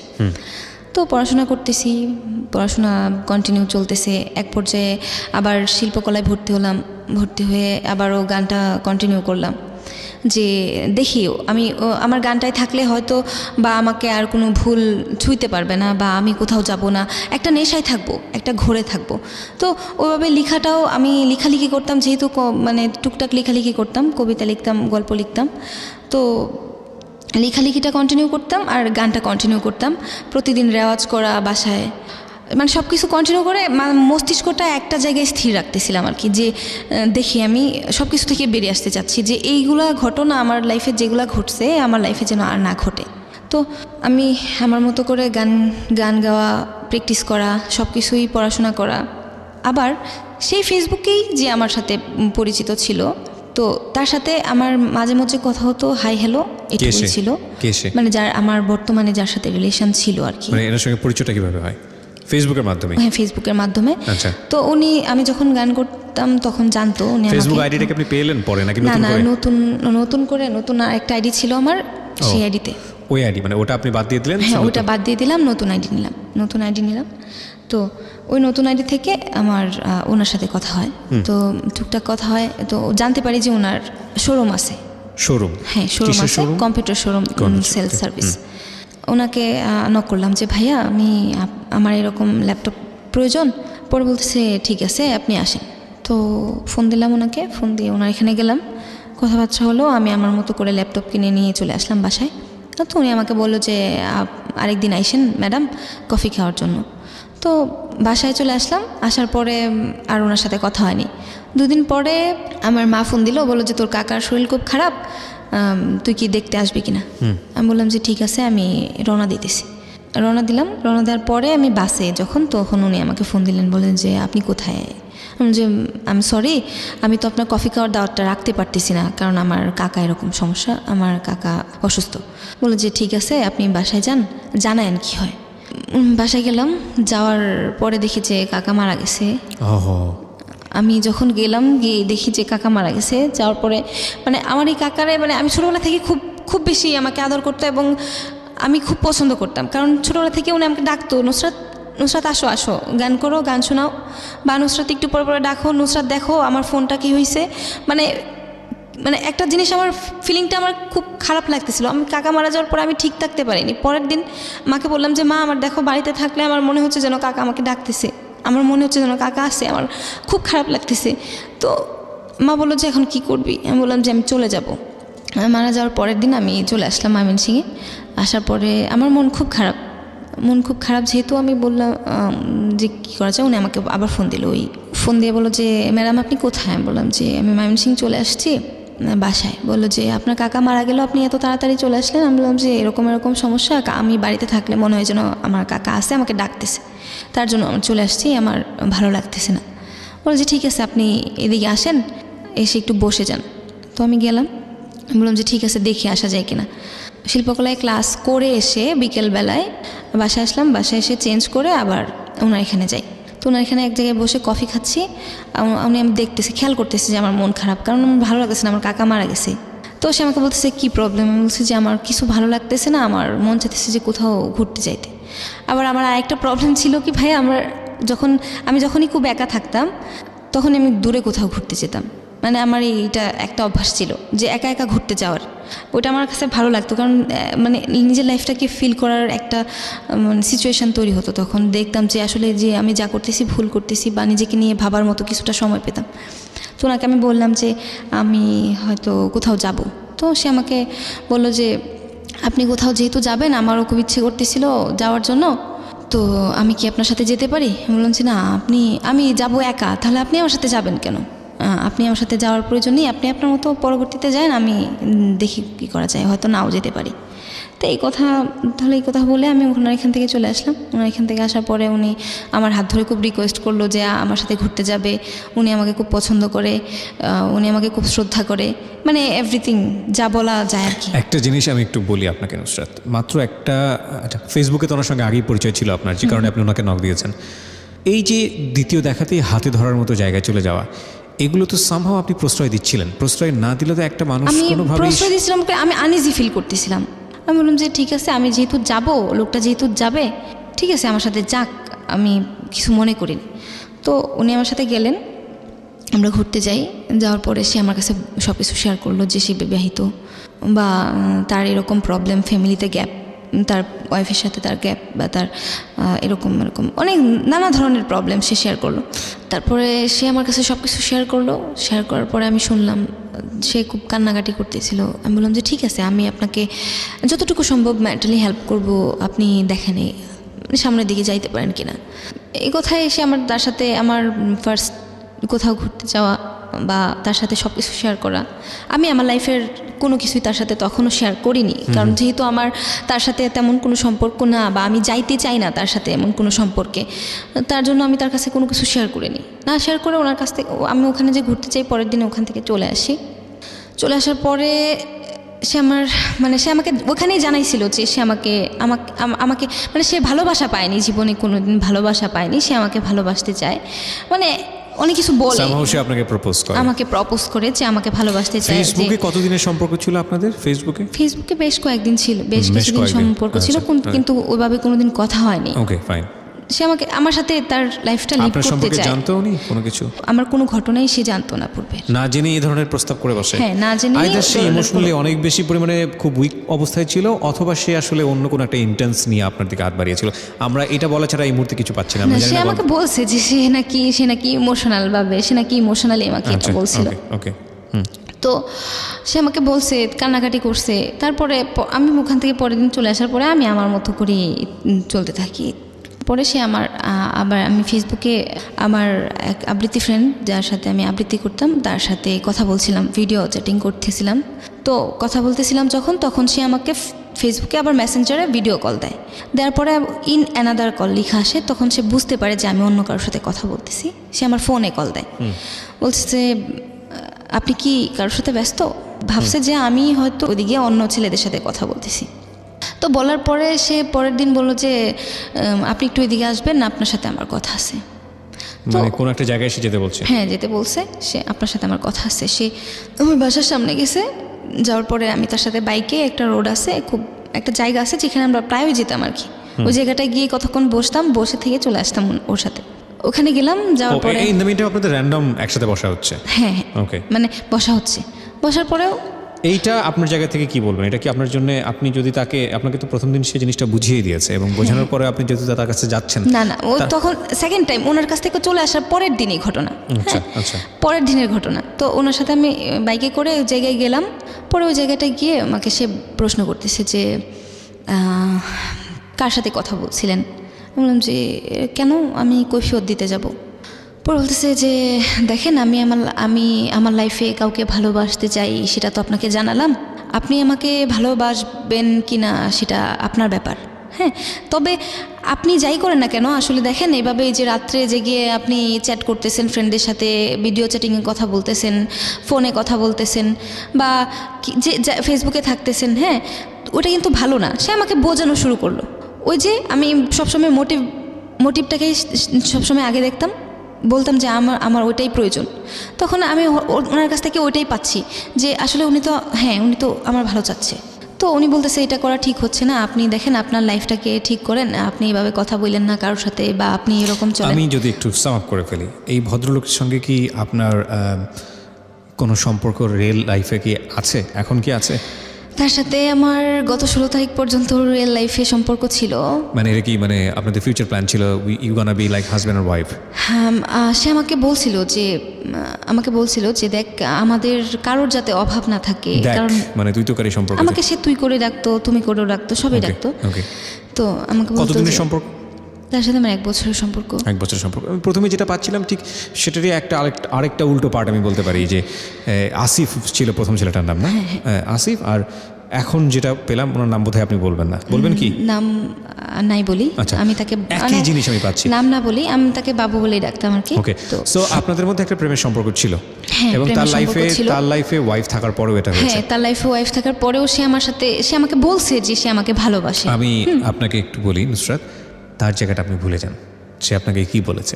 আপনি ধরে নেন, আপনাকে যদি এখন বলি আপনি সাবজেক্ট, পুরো দুনিয়াটাই এই রকম, আপনি সাবজেক্ট হিসেবে আপনি যেটা বেছে নেবেন সেটাই হচ্ছে আপনার জন্য পারফেক্ট, রাইট?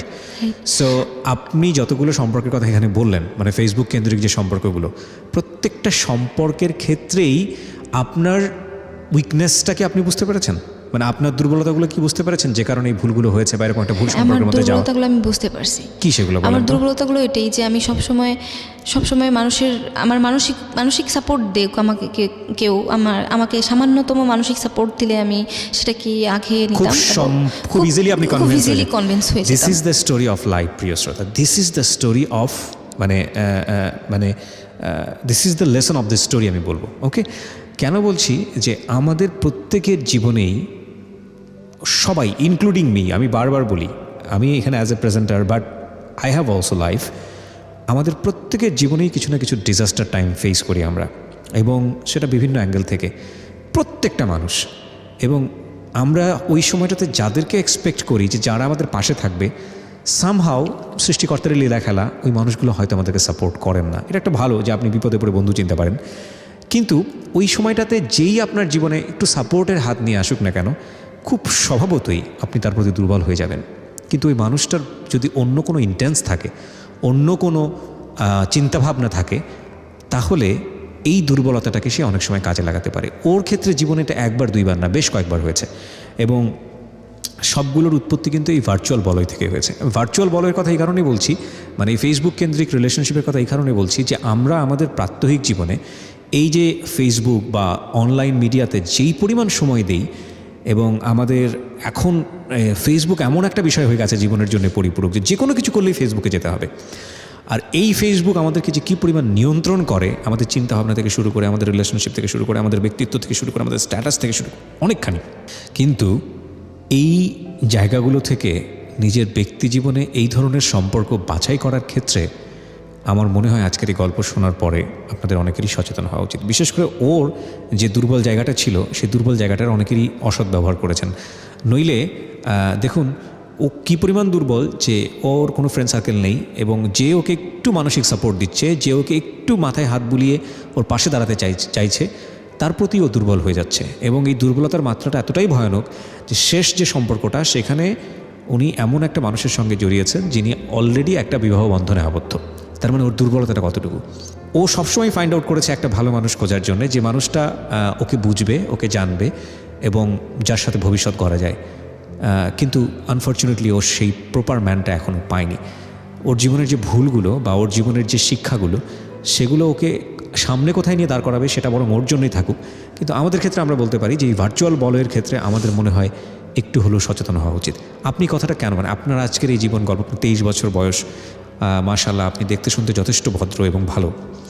আপনি আপনার ব্যক্তি জীবনের এই যে গূঢ় সত্যগুলো, এগুলো আপনি লাখ লাখ মানুষকে আজকে জানালেন কেন? মানে আমি যে কথাগুলো বললাম সেগুলোই কি, নাকি অন্য কোনো উদ্দেশ্য ছিল? না, আমার উদ্দেশ্য কি, আমার লাইফে অনেক কিছু ঘটে গেল, কিন্তু আমার সবচেয়ে বেশি খারাপ লাগছে কেউ আমাকে কোনো খারাপ মিন করে নাই। আমার লাস্টে যার সাথে সম্পর্ক ছিল তার সাথে আমার এরকম একটা ঘটনা ঘটলো যেটা আসলে কল্পনা করতে পারিনি আমি। কারণ আমি তাকে বলছিলাম যে দেখো, একসময় বলছিলাম যে তুমি যেহেতু যেটা চাও না, আমি সেটা করব না।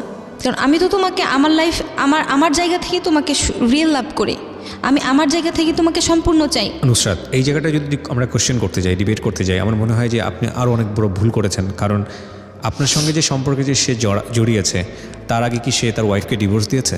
না, সে কিছুই করে নাই। কিছুই করেনি। এটা তো আপনি জানতেন, তো জানার পরেও আপনি তাকে এই সাপোর্টটা কেন দিয়েছেন? আমি বুঝে সবসময় আমাকে বলতো যে ওর ফ্যামিলিতে গ্যাপ, হ্যাঁ, কিন্তু ও আমাকে ভালোবাসে। আমাকে বলতো যে এটা হচ্ছে আপনার ইমোশনালের জায়গা থেকে আপনার বিশাল একটা উইকনেস। আমাকে দেখুন, সে যেটাই করুক না কেন, এটা একটা অনৈতিক সম্পর্ক, প্রথম কথা হচ্ছে এটা। এবং আমি জানি যে আপনারা আরও অনেক গভীরে গেছেন এই সম্পর্ক নিয়ে, যেটা হয়তো আপনি রেডিওতে বলতে চাচ্ছেন না, ঠিক আছে। কিন্তু এটা ঠিক যে একটা মানুষ, আপনি তো বুঝতে পারছেন যে তার রিয়েল লাইফে একজন আছে, এবং সে থাকা অবস্থায় যতটাই আনহ্যাপি হোক না কেন, আরেকজন মানুষের কাছে গিয়ে সুখী হইতে যাচ্ছে। বাট আপনাদের সেখানে নিশ্চয়ই একটা ফিউচার প্ল্যান ছিল। সেই ফিউচার প্ল্যানের জায়গা থেকে আপনারা নিশ্চয়ই এটা চিন্তা করেছেন যে ওকে ডিভোর্স দিয়ে দেওয়া হবে। না, ওকে ডিভোর্স, ওর ওয়াইফকে ডিভোর্স দিবে আমি সেটা কখনো চাইনি। তাহলে আপনি কি চেয়েছেন? আমি চাইছিলাম যে ওর ওয়াইফ ওর যে জায়গাটাতেই আছে সেই জায়গাটাতে ঠিক থাকুক। কারণ ওর ওয়াইফের সাথে আমার আরো আপনাকে বিয়ে করুক না, আমাকে বিয়ে করুক সেটা আমি চাইছি। কারণ আমি চাই নাই যে আমি একটা অনৈতিক সম্পর্কের মধ্যে জড়িয়ে থাকি। আপনি কেন একটা বিবাহিত মানুষকে বিয়ে করতে চাবেন? আই ডোন্ট নো, আমি ওর প্রতি এতটা, এটাই আমার পয়েন্ট। বিকজ আপনি ইমোশনালি অনেক বেশি দুর্বল। এবং আপনার যেটা হয়েছে এই লং টার্ম, আমার মনে হয় একজন সাইকিয়াট্রিক যিনি, উনি ভালো বলতে পারবেন। আপনার ইমিডিয়েটলি আমি আপনাকে সাজেস্ট করব যে আপনি একজন মানসিক বিশেষজ্ঞের কাছে যান। আমি বলি, আমি আপনাকে মানে ওর ওয়াইফের সাথে আমার 8 মাস আগে, 4 মাস আগে, 6 মাস আগে কথা হয়। ওর ওয়াইফকে আমি সামান্যতম কিছু জানাইনি, বরং আমি বলছি যে না, আমি ওনাকে শুধু চিনি, উনি আমার একজন ফ্রেন্ড। আমি নুসরাত ওই পয়েন্টে কথাই বলতে চাচ্ছি না, কিন্তু আপনার এই যে পুরো ক্যালকুলেটিভ যে সামারিটা, সেই জায়গাটা থেকে একটা জিনিস বোঝার আছে, আপনি ঘটনার ভিতরে যান না, আপনি একটা অসুস্থ সম্পর্কের মধ্যে আছেন, এটা আপনি বুঝতে পারছেন? হ্যাঁ। আচ্ছা, যদি এটা বুঝে থাকেন তাহলে এটা কিওর হওয়াটা জরুরি, এটা বোঝেন? জানি। কিওর হওয়াটা যদি জরুরি মনে হয় আপনার কাছে, তাহলে আপনার খুব ভালো একজন মনোবিজ্ঞানীর কাছে যাওয়া উচিত, চিকিৎসকের কাছে যাওয়া উচিত, যিনি আপনাকে পুরো স্টোরিটা, পুরো প্রোফাইলটা জেনে আপনাকে একটা কাউন্সিলিংয়ের মধ্যে দিয়ে নেবেন। আপনি যে সিমটমগুলোর কথা বলেছেন, যে আপনাকে যে পরিমাণ পিল নিতে হয়েছে, স্লিপিং পিল, যে পরিমাণ ট্রিটমেন্টের মধ্যে গিয়ে আপনাকে যে পরিমাণে ফিজিক্যালি আপনাকে বিভিন্ন রকমের ওষুধ দিয়ে আপনাকে এটা একটা টর্চারের মধ্যে যেতে হয়েছে, সেখানে আপনার এই ধরনের ভুল করাটা হয়তো বা স্বাভাবিক। এটার মধ্যে হয়তো কোনো মেন্টাল লিঙ্ক আছে, I am not a physician, আমি জানি না, বাট আপনার খুব ভালো একজন ডক্টরের পরামর্শ নেওয়া উচিত। আমি এখন জানি না, আমাকে আমার রুমমেট বলেন, আমাকে আমার গানের ওস্তাদ বলেন, আমাকে আমার আশেপাশের লোক বলেন, প্রত্যেকেই বলে যে আমি মানসিক রোগী। কারণ আমি বাসায় বসে সারাদিন দেখা যায় যে হয় চিল্লায় কান্না করতেছি, নয়তো বসে বসে শুধু কান্না করতেছি। আপনি রাইট নাও কত? 23, রাইট? হ্যাঁ, আচ্ছা, 23। আপনি 23 বছর, আপনার পজিটিভ জিনিসগুলো দেখেন। আপনি 23 বছর বয়স, আপনি পড়াশোনা করছেন পলিটেকনিকে, আপনার পড়া এখনো কমপ্লিট হয়নি, আমি যত জানি। কমপ্লিট হয়েছে? না, কমপ্লিট হয়নি, ফাইনাল ইয়ার আছেন, আপনি হয়তো কমপ্লিট করে ফেলবেন, মাশাআল্লাহ। আপনার চোখ আগের থেকে বেটার, রাইট? ওকে, আপনি দেখতে শুনতে মাশাআল্লাহ যথেষ্ট সুন্দর। আপনার এতগুলো ব্রাইট সাইড আছে, আপনার জীবনে যেগুলো ভুল হয়েছে বা যেগুলো অপরাধ হয়েছে আপনি মনে করছেন, সেগুলো আপনার জীবনে একটা বড় এক্সপিরিয়েন্স, ঠিক আছে? এত কিছুর পরেও যদি সৃষ্টিকর্তা আমাদেরকে বেঁচে থাকার অধিকার দেন, আমরা কেউ ধোয়া তুলসীর পাতা না। আমার জীবনে ভুল আছে, আপনার জীবনে ভুল আছে, প্রত্যেকটা মানুষের জীবনে। যদি কেউ বলে যে আমার জীবনে ভুল নাই, আমার জীবনে অপরাধ নাই, তাহলে সে মানুষ না। হ্যাঁ, তাহলে সে মানুষ না, এবং এটা সম্ভব না। প্রত্যেকটা মানুষের জীবনে ভুল আছে। এত ভুল থাকার পরেও যদি সৃষ্টিকর্তা আমাদেরকে বেঁচে থাকার অধিকার দেয়, এত ভুল থাকার পরেও যদি সৃষ্টিকর্তা আমাদের সামনে থেকে অন্ন বস্ত্র কেড়ে না নেয়, আপনি কেন আপনাকে নিয়ে এতটা বেশি হতাশ হচ্ছেন? আপনার লাইফে 23 বছর গেছে, আপনার লাইফে ধরেন আপনি আরও 23 বছর বাঁচবেন। এই 23টা বছর আপনি রাইট ওয়েতে বাঁচেন, এবং সেটার জন্য আপনার ইচ্ছাই যথেষ্ট। যে সম্পর্কগুলোর মধ্য দিয়ে আপনি গেছেন, সেখানে আপনি নিজেকে রিয়েলাইজ করেন যে আপনার আসলে কী চাওয়ার দরকার ছিল। আপনি চেয়েছেন যে একটা পিসফুল রিলেশনশিপ, যে আপনাকে বুঝবে, মেন্টালি আপনাকে যে সাপোর্টটা দিবে। আপনি সেরকম মানুষ পান নাই। আপনি ট্রাই করে গেছেন, আপনি ভাবে নেন জিনিসগুলোকে, হ্যাঁ এগুলো ভুল হয়েছে, এখন তার মানে কি এটাই যে আপনার জীবনটা শেষ হয়ে গেছে? নো। দেখেন, আপনি যতক্ষণ পর্যন্ত বেঁচে থাকবেন ততক্ষণ পর্যন্ত সম্ভাবনা, ঠিক আছে? সুতরাং আমি আপনাকে সাজেস্ট করবো, go to a good psychiatrist. আপনি সাইকিয়াট্রিস্টের কাছে যান, ওনার কাছে একটা লম্বা কাউন্সিলিং নেন, ওনারকে আপনি নিয়মিত বসেন আর আপনার প্রবলেমগুলো খুলে বলেন। অ্যান্ড বিলিভ মি, হয়তো 6 মাস 1 বছর পরে আপনি হয়তো মেন্টালি এতটা ফিট হবেন যে এই এক্সপিরিয়েন্স হয়তো আপনার পরবর্তী জীবনে অসাধারণ কাজে লাগবে, ঠিক আছে? আর আপনি আজকে যে কাজটা করলেন সেটা তো অনেকের উপকার করলেন, কারণ আমি তো মনে করি ফেসবুকে বা অন্যান্য জায়গাগুলোতে অনেক ছেলে মেয়ে আছে যারা এই ধরনের রিলেশনশিপ। আমি জানি যে আমার মতো এরকম ভুল অনেক মেয়ের লাইফে হচ্ছে, কন্টিনিউয়াসলি হচ্ছে। কারণ আমি চাইতেছি যে আমি কেন আজকে এরকম লাখ লাখ মানুষের সামনে এসে আমার ভুলগুলোর কথা বললাম। আমার ভাই শুনতেছে, আমার বোন শুনবে। এটা কাউকে খারাপ চোখে দেখার কিন্তু উদ্দেশ্য না। আমার ফ্যামিলি মেম্বাররা কিন্তু সবাই শুনেই আপনার জীবনের গল্প। ভাই আমি কিবরিয়া ভাই, আমি জানি আমার কাজিন বা আমার রুমমেট, আমার ফ্রেন্ড সার্কেল, আমার স্কুল লাইফে যারা ছিল, বা আমার ভাই শুনে, আমার বোন শুনে, সবাই শুনে। আজকে কেন আমি তাদের সামনে, আর তারা যে আমার বোনেরা, আমার ফ্যামিলি মেম্বাররা যেই ঘটনাগুলো আমার লাইফের জানে না, হ্যাঁ তারাও আজকে জানবে। তারপরেও আমি কেন বলতে আসলাম না, জানার পরে দুটো রিয়াকশন হবে। একটা হচ্ছে কেউ তুচ্ছ তাচ্ছিল্য করবে, হ্যাঁ, আবার কেউ এই বিষয়কে খুব ভালোভাবে দিবে। আমাদের 99% ক্ষেত্রে আমি যেটা দেখি, সবাই এগুলো নিয়ে তুচ্ছ তাচ্ছিল্য করে। কিন্তু অদ্ভুত বিষয় হচ্ছে, সবার জীবনেই এরকম গোপন বিষয় আছে, সবার জীবনেই এরকম ভুল আছে, সবার জীবনে এর চেয়েও বড় বড় অপরাধ আছে। আমরা যখন একজন মানুষকে দেখি যে সে বিপদগ্রস্ত, আমরা তাকে নিয়ে তুচ্ছ তাচ্ছিল্য করতে পছন্দ করি।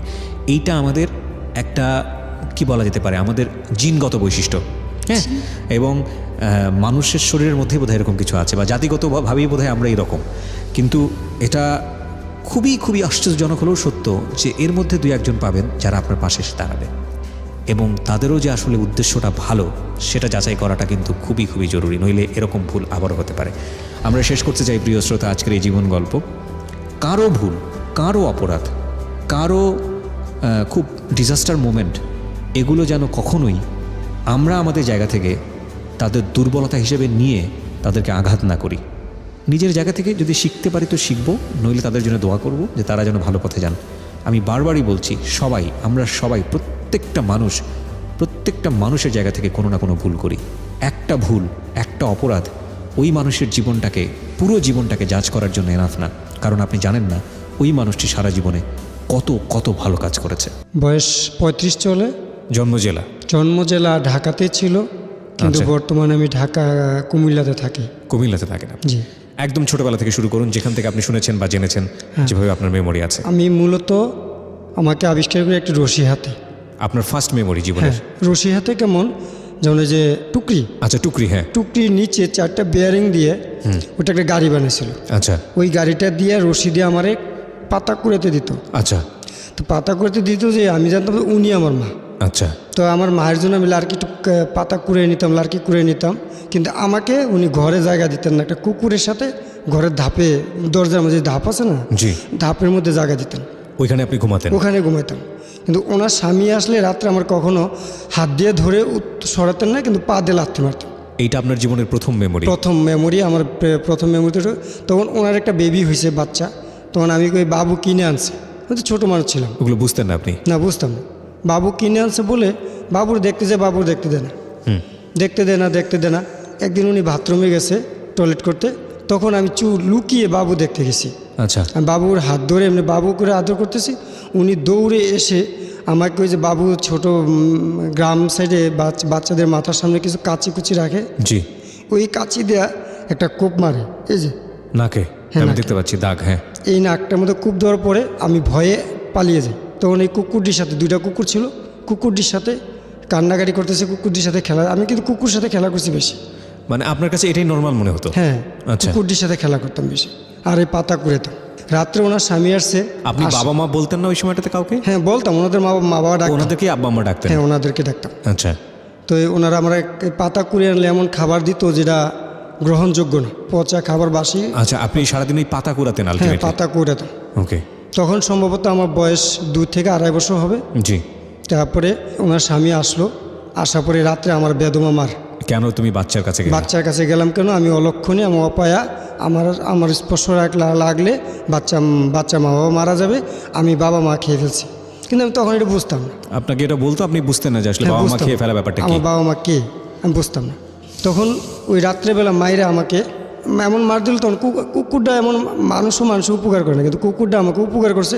ওনার পায়ে একটা কামড় মারছে, মারার পরে যখন পা দিয়ে মুড়া দিতে চেয়েছিল, ওইটা পারে নাই, তখন কুকুরটা আমার একটা গেঞ্জি ধরে সরিয়ে নিয়ে গেছে। পরে আমি দৌড়ে ভয়ে কবরস্থানে চলে গেছি।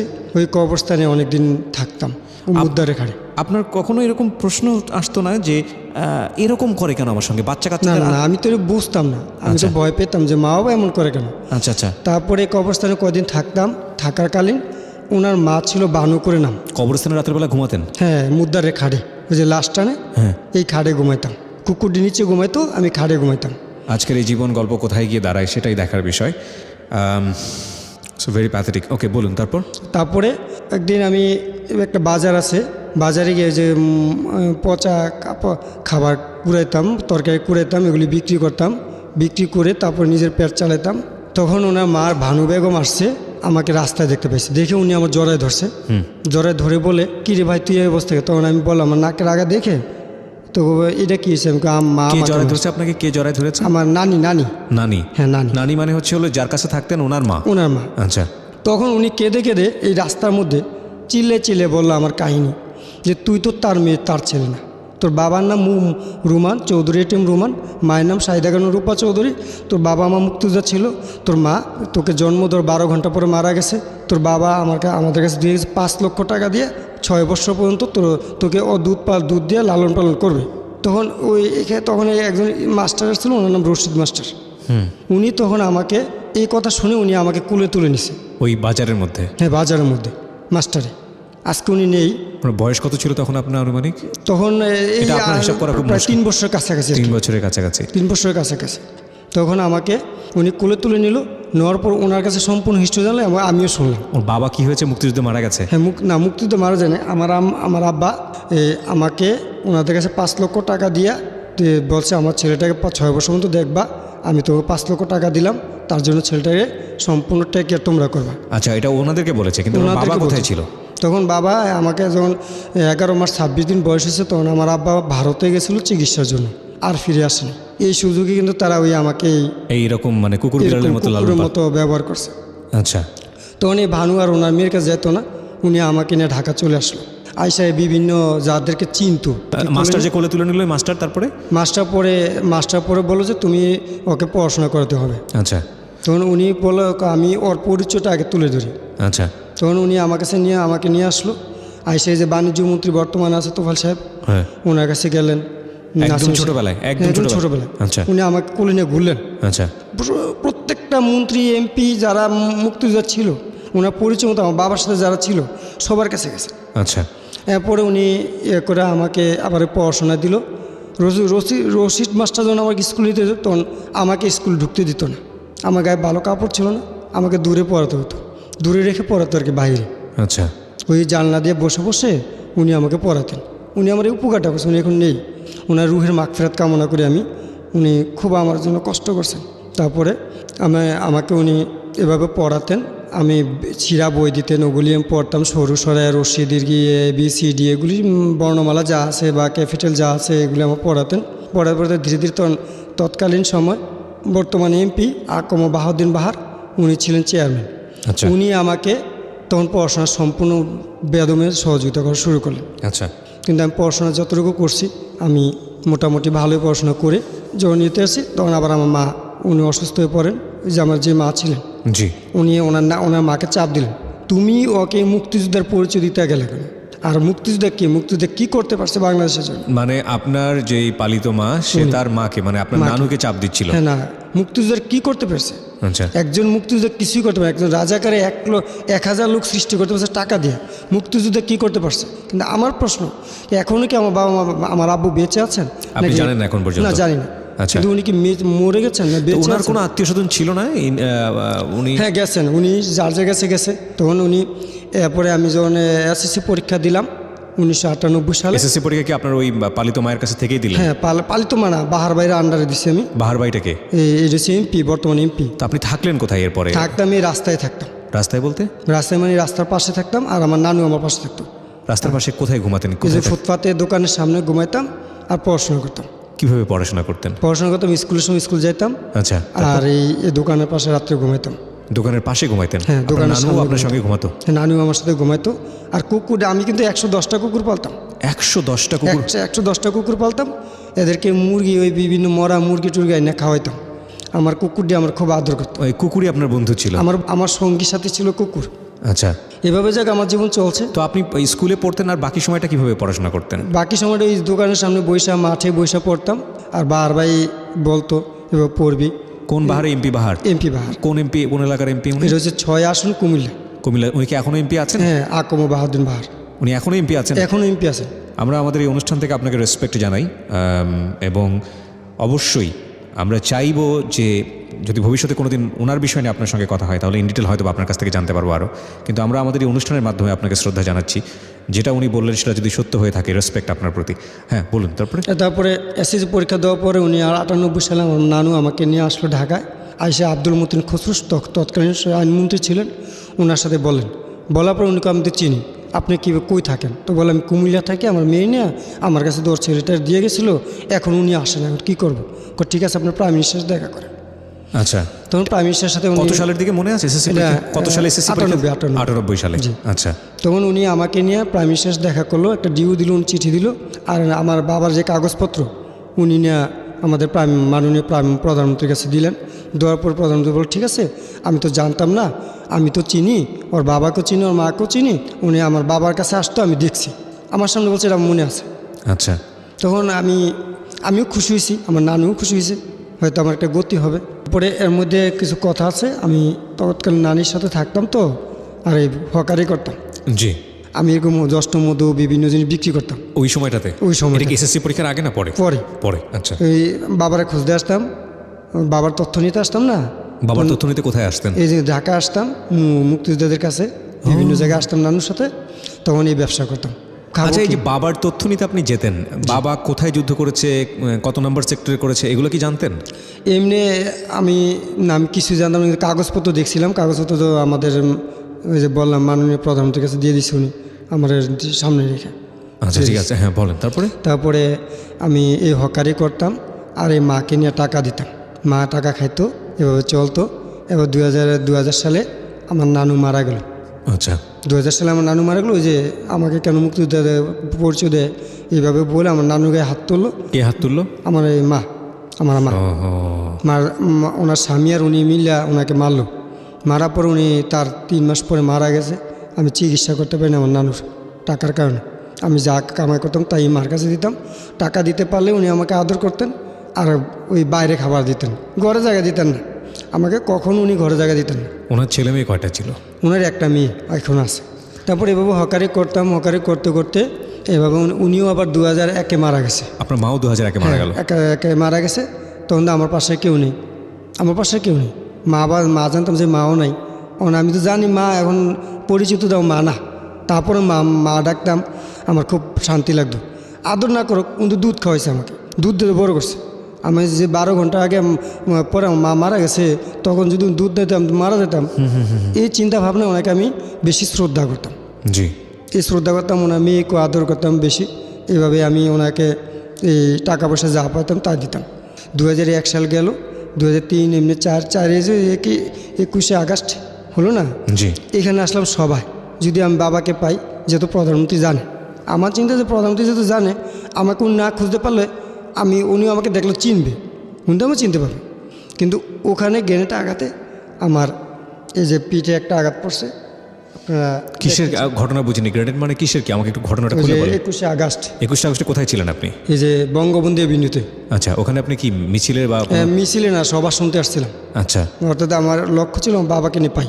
এখানে গেলে আমি এখনও যেখানে সভা হয় ওখানে আমি যাই, মুক্তিযোদ্ধাদের কথা যেখানে হয় ওখানেই যাই, ওখানে গিয়ে বাবার তথ্য করি, খুঁজি, কিন্তু আজও আমি বাবার তথ্য পাইনি। স্বাধীনতার মাস চলছে প্রিয় শ্রোতা, এবং আমরা জানি একথা বলার অপেক্ষা রাখে না, এদেশের কিছু বীর সেনা, কিছু বীর মুক্তিযোদ্ধা এবং সহস্র প্রাণের বিনিময়ে, লাখ লাখ প্রাণের বিনিময়ে, ইজ্জত, সম্ভ্রম, জীবন সব কিছু ত্যাগের বিনিময়ে আমাদের এই আঁকাবাঁকা মানচিত্র, আমাদের এই ভূখণ্ড, আমাদের এই স্বাধীন বাংলাদেশ, যে ইতিহাস বইয়ের পাতায় লেখা আছে, যে ইতিহাস আমরা সাধারণত পড়ি, সেই ইতিহাসের বাইরে অনেক বড় অজানা ইতিহাস, কিংবা এই রকম পথে প্রান্তরে ছড়িয়ে ছিটিয়ে থাকা একেবারে প্রান্তিক পর্যায়ের মানুষের যে জীবন গল্প, যেটা স্বাধীনতার সাথে মিশে যায়, যেটা অজানা যুদ্ধ কাহিনীর সঙ্গে মিশে যায়, সেরকম অসংখ্য অজানা কাহিনী হয়তোবা ছড়িয়ে ছিটিয়ে আছে।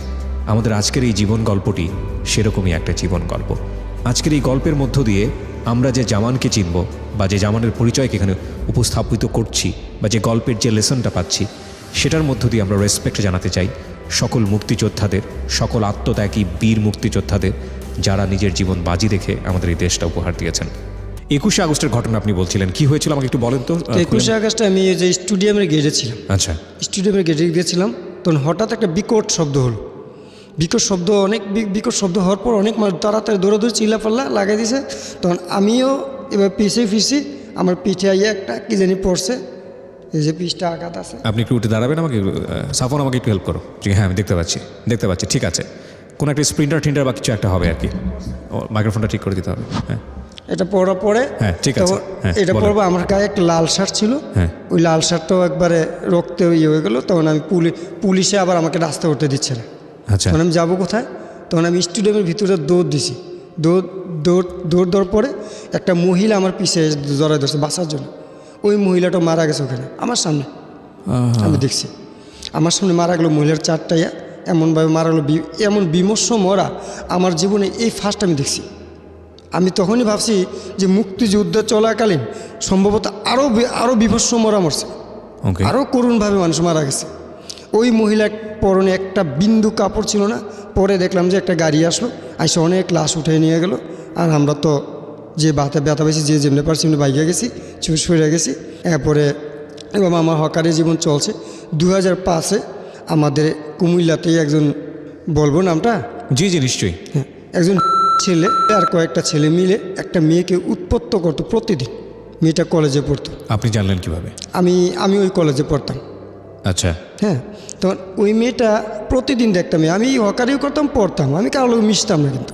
আচ্ছা, আপনার ব্যাপারটাকে আপনার কলেজ ফ্রেন্ড যারা ছিল ওরা কি জানতো যে আপনি হকারি করছেন? হ্যাঁ, না, জানতো না। আবার জানতো, অনেকে জায়গা দিত না। আমার হকারি করে সবাই জানে, এটা মিথ্যা কিছু না। আমি হকারি করতাম কারণ পড়াশোনা খরচ আমি দিতে পারবো না, কিন্তু আবার কারোর সাথে মিশতাম না, তো সবাই আমার একটু অবহেলা করতো। তো ওনার একজন গণ্যমান্য ব্যক্তি, তো ওনার ছেলে আর কয়েকজন ছেলে মিলে ওই মেয়েটার উৎপত্ত করতো প্রতিদিন।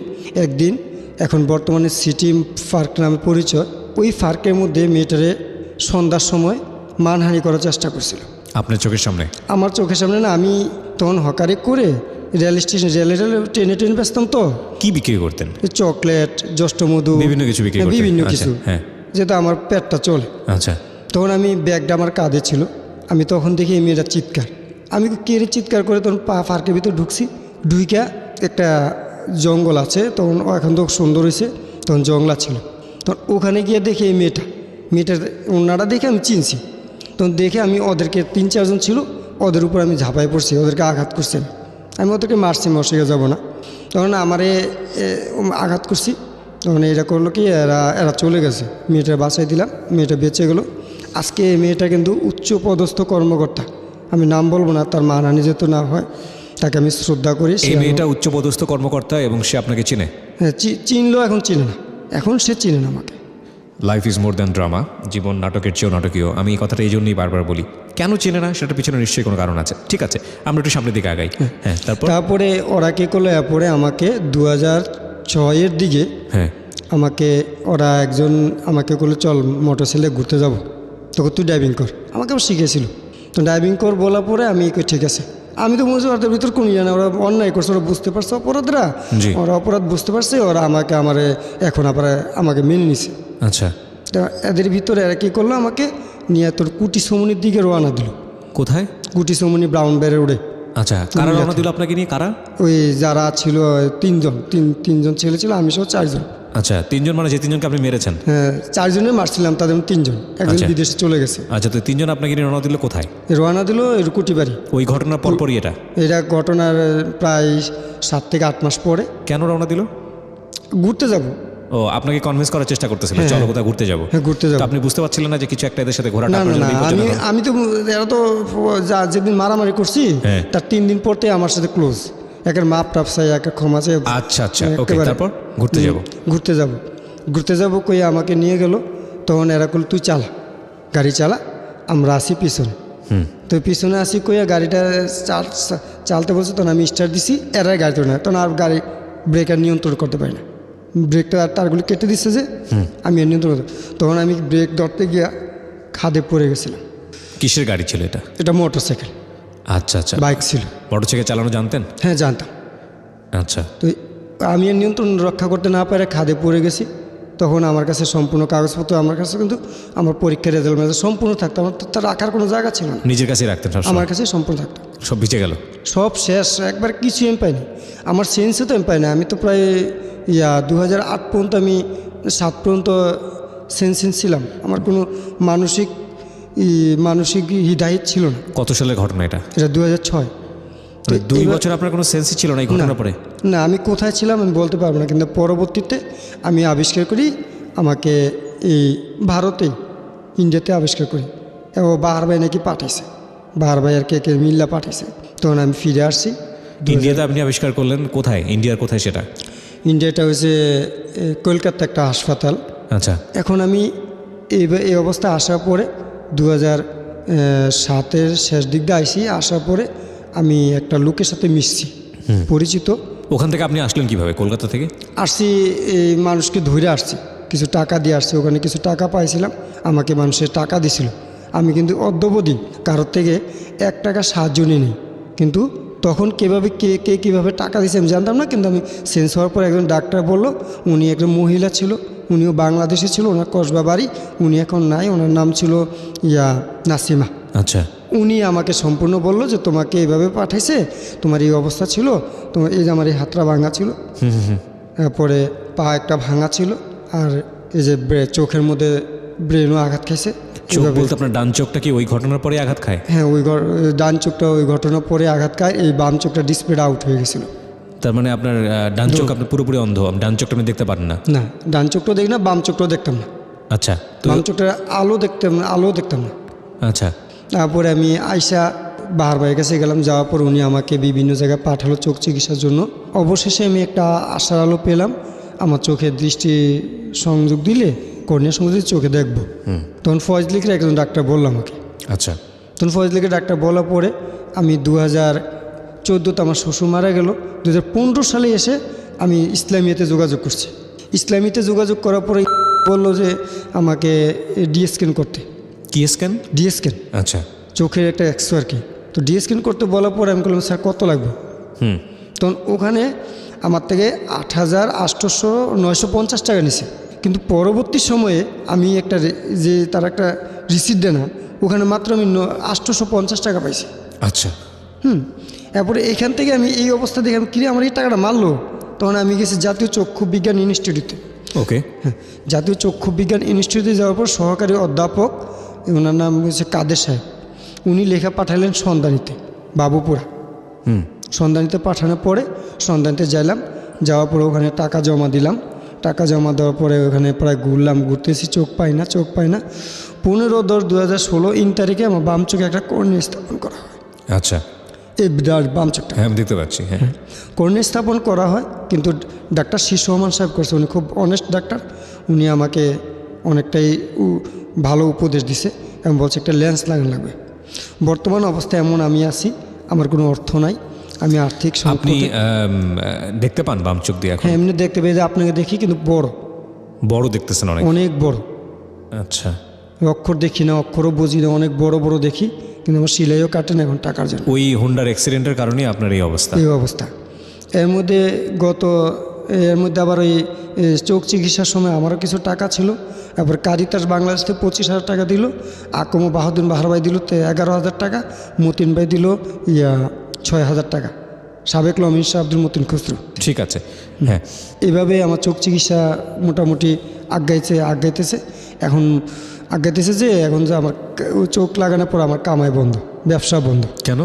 কারণ আমি তো চোখের জন্য কোনো ব্যবসা করতে পারি আপনি না। কি কাজ করেন এখন? এবং বই বেচতাম। ওই বই ব্যান্ড দিয়া। হকারি করতেন? হ্যাঁ হকারি। আচ্ছা, আমি হকারি করতাম, এখনও হকার দিকে চিন্তা, কারণ আমার চাকরি তো হবে না, আমার পিছুদের কেউ নেই। আপনার পড়াশোনা বন্ধ হয়ে গেল? পড়াশোনা তো বন্ধ হয়ে গেল চোখের পরে, অ্যাক্সিডেন্টের পর পড়াশোনা শেষ। কোন সময়টায় পড়াশোনা বন্ধ? ইন্টারমিডিয়েটে পড়ছিলেন তখন না? এই যে ইন্টার এই মেয়েটাকে বাঁচানোর কারণে আপনার মূলত এই শেষ, ঘটনাটা আমার ঘটে। লাইফটাই শেষ। এই মেয়েটা এখন কোথায় আছে? আচ্ছা, উনি বললাম তো ওনার নাম বলবো না, নাম বলার দরকার নেই, কিন্তু কোথায় কাজ করছেন উনি? উনি সেক্রেটারিতে কাজ করে। আচ্ছা, তো আপনাকে চিনে না কেন? আপনার কথা বলতে চায় না কেন? না এমনি চিনে, উনি বলছে বিপদে পড়ছি উদ্ধার করছেন উনি, আবার যারে মারছি সে তারই বিয়ে করছে, যার সাথে আমার কন্ট্যাক্ট হয়েছে তাকেই বিয়ে করছে। হ্যাঁ, কিন্তু আমি জানি না, কিন্তু আমি আর এত কিছু প্রশ্ন করি না, কারণ আমার দায়িত্ব, আমার কর্তব্য যে আমি একজন নারীর ইজ্জত রক্ষা করছি, আমি একজন মুক্তিযোদ্ধার সন্তান হিসাবে, এটাই আমার দায়িত্ব। আমি তার কাছে এখনও কোনো দাবি করি না, গেলেও ওর সাথে কোনো কথা বলতে চাই না, দেখা হলে কেমন আছো ভাই, এর দূরই শেষ। তারপরে এই চোখ চিকিৎসা করতে গিয়ে তো মানে অভাব অনুটানে পড়ে, যেখানে যাই ঋণ চাইতে সেখানে প্রতারিত হই। ঋণ চাই, আমি কারোর কাছে করোনা চাই না, আমি ঋণ চাইতে গেলে আমাকে ধমক দেয়, আমাকে দিতে চায় না। আমি ঋণের জন্য অনুরোধ করলে কয় তোমার ঘর নাই, বাড়ি নাই, বিটা নাই, তোমাকে কিসে ঋণ দেবো? এভাবে বলতে বলতে অনেক জায়গায় এইভাবে আমি প্রতারিত হচ্ছি। মানুষে এখন স্ত্রীও দেখতে পারে না, সন্তানদেরও মানুষ করতে পারতেছি না। সন্তানের বয়স কত? বড় ছেলেটা তো জন্ম নিয়েছে 2009-এ, এরপর চলতেছে, ছোটটা হয়েছে 2010, এরপরে মেয়ে একটা। 3 ছেলে মেয়ে আপনার? হ্যাঁ, এরা লেখাপড়া 3 করতে? ছেলে 1 মেয়ে। 3 ছেলে 1 মেয়ে? হ্যাঁ। তো এরা লেখাপড়া করতে পারে? হ্যাঁ, লেখাপড়া করে, বড়টা ক্লাস 5-এ, ছোটোটা ক্লাস 1-এ, আর ছোটো মেয়েটা ক্লাস 1-এ। এরপর ছোট্ট একটা বাচ্চা হয়েছে, পদ্ধতি করা সত্ত্বেও কীভাবে যেন হয়ে গেছে ভুলবশত। বুঝতে পেরেছি। তো এই যে মানে আপনার চলে কিভাবে? এই হকারি করে এখন চলে? না, এখন হকারি নেই। এখন কি করেন তাহলে? এখন ভাই কিচ্ছু করি না, এখন ধার খরচ করে চলি, আর বিভিন্ন জায়গায় আবেদন করি, আবেদন করলে যদি 2 টাকা পাই তাহলে চলি, নাইলে নাই। আমার গত সেপ্টেম্বর মাস থেকে আমার ঘরে আটা বিহিত চাল আসে না, আটা ছাড়া আমার চাল জোড়াতে পারি না, আমার সন্তানদের আটা রুটি খাওয়াই পারি। আমি যে আজকে এখানে আসছি, আমার একটা রূপার চেন ছিল আমার গলায়, 14 আনি 4 তোলা 4 রত্ত ওজনের, 230 টাকা বিক্রি করতে এখানে আসছি। আপনার আসার ভাড়া ছিল না? না, ভাড়া ছিল না আমার। তখন এই গেস্টটাই কি সেই গেস্ট যে আমাদেরকে বলছিল যে প্রথম পর্যায়ে আসতে পারতেছে না, ভাড়া নেই? ওকে। সাফওয়ানকে আপনারা চিনবেন, ও আসলে আমার এই প্রোগ্রামের অ্যাসিস্ট্যান্ট হিসেবে কাজ করে, এবং ও আসলে আপনারা যে ফোনগুলো পাঠান এখানে, সেই ফোনগুলো থেকে ও বাছাই করে আসলে গেস্ট নির্বাচন করে, এবং স্টুডিওতে থাকে সবসময় আমার সঙ্গে। আচ্ছা, তো আজকে আপনি ওই চেন বিক্রি করে এখানে এসছেন? হ্যাঁ, 230 টাকা বিক্রি করছি, তারপর এখানে আসছি। প্রিয় শ্রোতা, খুব স্বল্প সময়ের জন্য গল্প এটা, এবং আমরা আরেকটা গেস্টকে আমন্ত্রণ জানানোর আগে, একটা বিরতিতে যাবার আগে এই পার্টটা এখানেই শেষ করতে চাই। যেই ভদ্রলোক এখানে এসেছেন, তার জীবনের যে ট্র্যাজেডি, সেটা ওনার বয়স বলছিল উনি 35 বছর ধরেই আছে, কিন্তু গল্পের যেই সময়সীমা সেটা 30 মিনিটেরও কম। খুব ছোট্ট করে আপনাদের জন্য তুলে ধরেছে। ওনার বলার ধরনটাই আসলে এরকম, এবং সে কারণে যতটুকু বলতে পেরেছে সেই জায়গাটা থেকে আমরা তার প্রতি রেসপেক্ট রাখতে চাই। এই মানুষটি এখন কোনো রুটি রুজি তো আপনি নাই, আপনি হকারি করতে পারেন না কেন? কি সমস্যা? চোখের জন্য পারি না। চোখের কি সমস্যা? চোখে ব্যথা করে, আবার বড় বড় দেখি না। আচ্ছা, এখন বড় বড় গাড়িতে উঠতে গেলে ভয়, এখন তো একটা বাচ্চা ছাড়া চলতে পারি না, যে আজকে আমার ছোটো বাচ্চা নিয়ে আসছি। তো এটা তো আপনার আরও খারাপ হয়ে গেল ভালো করতে গিয়ে। এখন আমি এই জন্যই আসছি, আমার আপনার চোখ ভালো করতে হলে এখন কি করতে হবে? এখন কিছু অর্থের দরকার। আমাকে আপনাদের মাধ্যমে কোনো মহৎ ব্যক্তি যদি থাকে, তাহলে আমাকে কিছু টাকা যদি ঋণ পরিশোধযোগ্য ঋণ দেয়, তাও আমি নেব। আমি আমার চোখের চিকিৎসা করতে চাই, আমার বাচ্চাদের মানুষ করতে চাই। আমার বেশি টাকা প্রয়োজন নেই, আমার মাত্র লাখখানিক টাকা হইলে আমার চোখের চিকিৎসাও ব্যবসা হবে। আমার ব্যবসাটা হবে। আমার একটা ব্যান একবার জ্বরের জন্য হয়ে গেছে, যেটা ব্যবসা করতাম ওটা জ্বরের জন্য হয়ে গেছে। আমার মাইক সেটটাও চুরি হয়ে গেছে, বিক্রি করেছে আমার জ্যাঠোসের ছেলে। আমার এর মধ্যে আমি এতটুকু দুর্বল হতাম না। আমার জ্যাঠোসের স্বামী আমার থেকে 10,000 টাকা নিয়েছিল গত 2015-তে চোখ অপারেশনের আগে, কিন্তু উনি আদৌ আমার টাকাটা দেয় না, বিভিন্ন অজুহাত বিভিন্নভাবে আমাকে হয়রানি করে চলছে। তাই আমি আপনাদের মাধ্যমে যে কোনো মহৎ ব্যক্তি, অনেক লাখ লাখ শ্রোতারা শুনেন, আমি আপনাদের দৃষ্টি আকর্ষণ করছি এই ঢাকা এফএমের মাধ্যমে। আমার মতো একজন অসহায় মুক্তিযোদ্ধার সন্তানের প্রতি দৃষ্টি দিয়ে আমাকে পারলে একটু সহযোগিতা করেন, করুণার দৃষ্টিতে নয়, সহানুভূতির দৃষ্টিতে। আমিও লেখাপড়া করছি, আমি করুণা চাই, করুণা নিয়ে বাঁচতে চাই না। আমাকে আর্টিস্টার বাংলাদেশ আমাকে বলছিল সহযোগিতা করবে, কিন্তু ওনাদের নির্দেশ অনুযায়ী আমি অনলাইনে অ্যাকাউন্ট করছি। পরবর্তী বলে যাব না, যেখানে আমি প্রতারিত হয়েছি, যেখানে আমার থেকে 8,950 টাকা নিয়ে মাত্র 900 টাকা রিসিট দেয়, সে জায়গায় আমি যাব না। কারণ ওখানে আমার অপারেশন হয়নি, তো আমার অপারেশন হয়েছে সন্ধানীতে। আপনার জীবনটা অত্যন্ত জটিল একটি জীবন, এটা বলতেই হবে। তবে অবশ্যই আপনি ফাইট করে চলেছেন, এটাই হচ্ছে বড় কথা। আমরা ভরসা রাখতে চাই মানুষের প্রতি। একটা কথা আছে, বিশ্বাস হারানো পাপ। আপনাকে যদি কেউ হেল্প করতে চায়, নিশ্চয়ই আমরা আপনার সঙ্গে যোগাযোগ করব। 1 লক্ষ টাকা আমাদের যারা লিসনার যারা শুনছেন, তাদের কারো কারো কাছে কোনো টাকাই না, আবার কারো কারো কাছে 1 লক্ষ টাকা কোটি টাকার চেয়েও বেশি। কিন্তু সৎ সাহস নিয়ে এগিয়ে এসে যদি আপনার পাশে কেউ দাঁড়ায়, যদি এমনও না হয় অর্থ না, কিন্তু অন্য কোনোভাবে আপনাকে সাহায্য করতে চাচ্ছে, যেটা আপনার জীবনের জন্য প্রয়োজন, সেটাও আপনার জন্য অনেক বড় কিছু। এবং সেই সাহায্যের দুয়ার আপনার জন্য খোলা রেখেই আমরা ছোট্ট একটা বিরতি নিতে চাই প্রিয় শ্রোতা।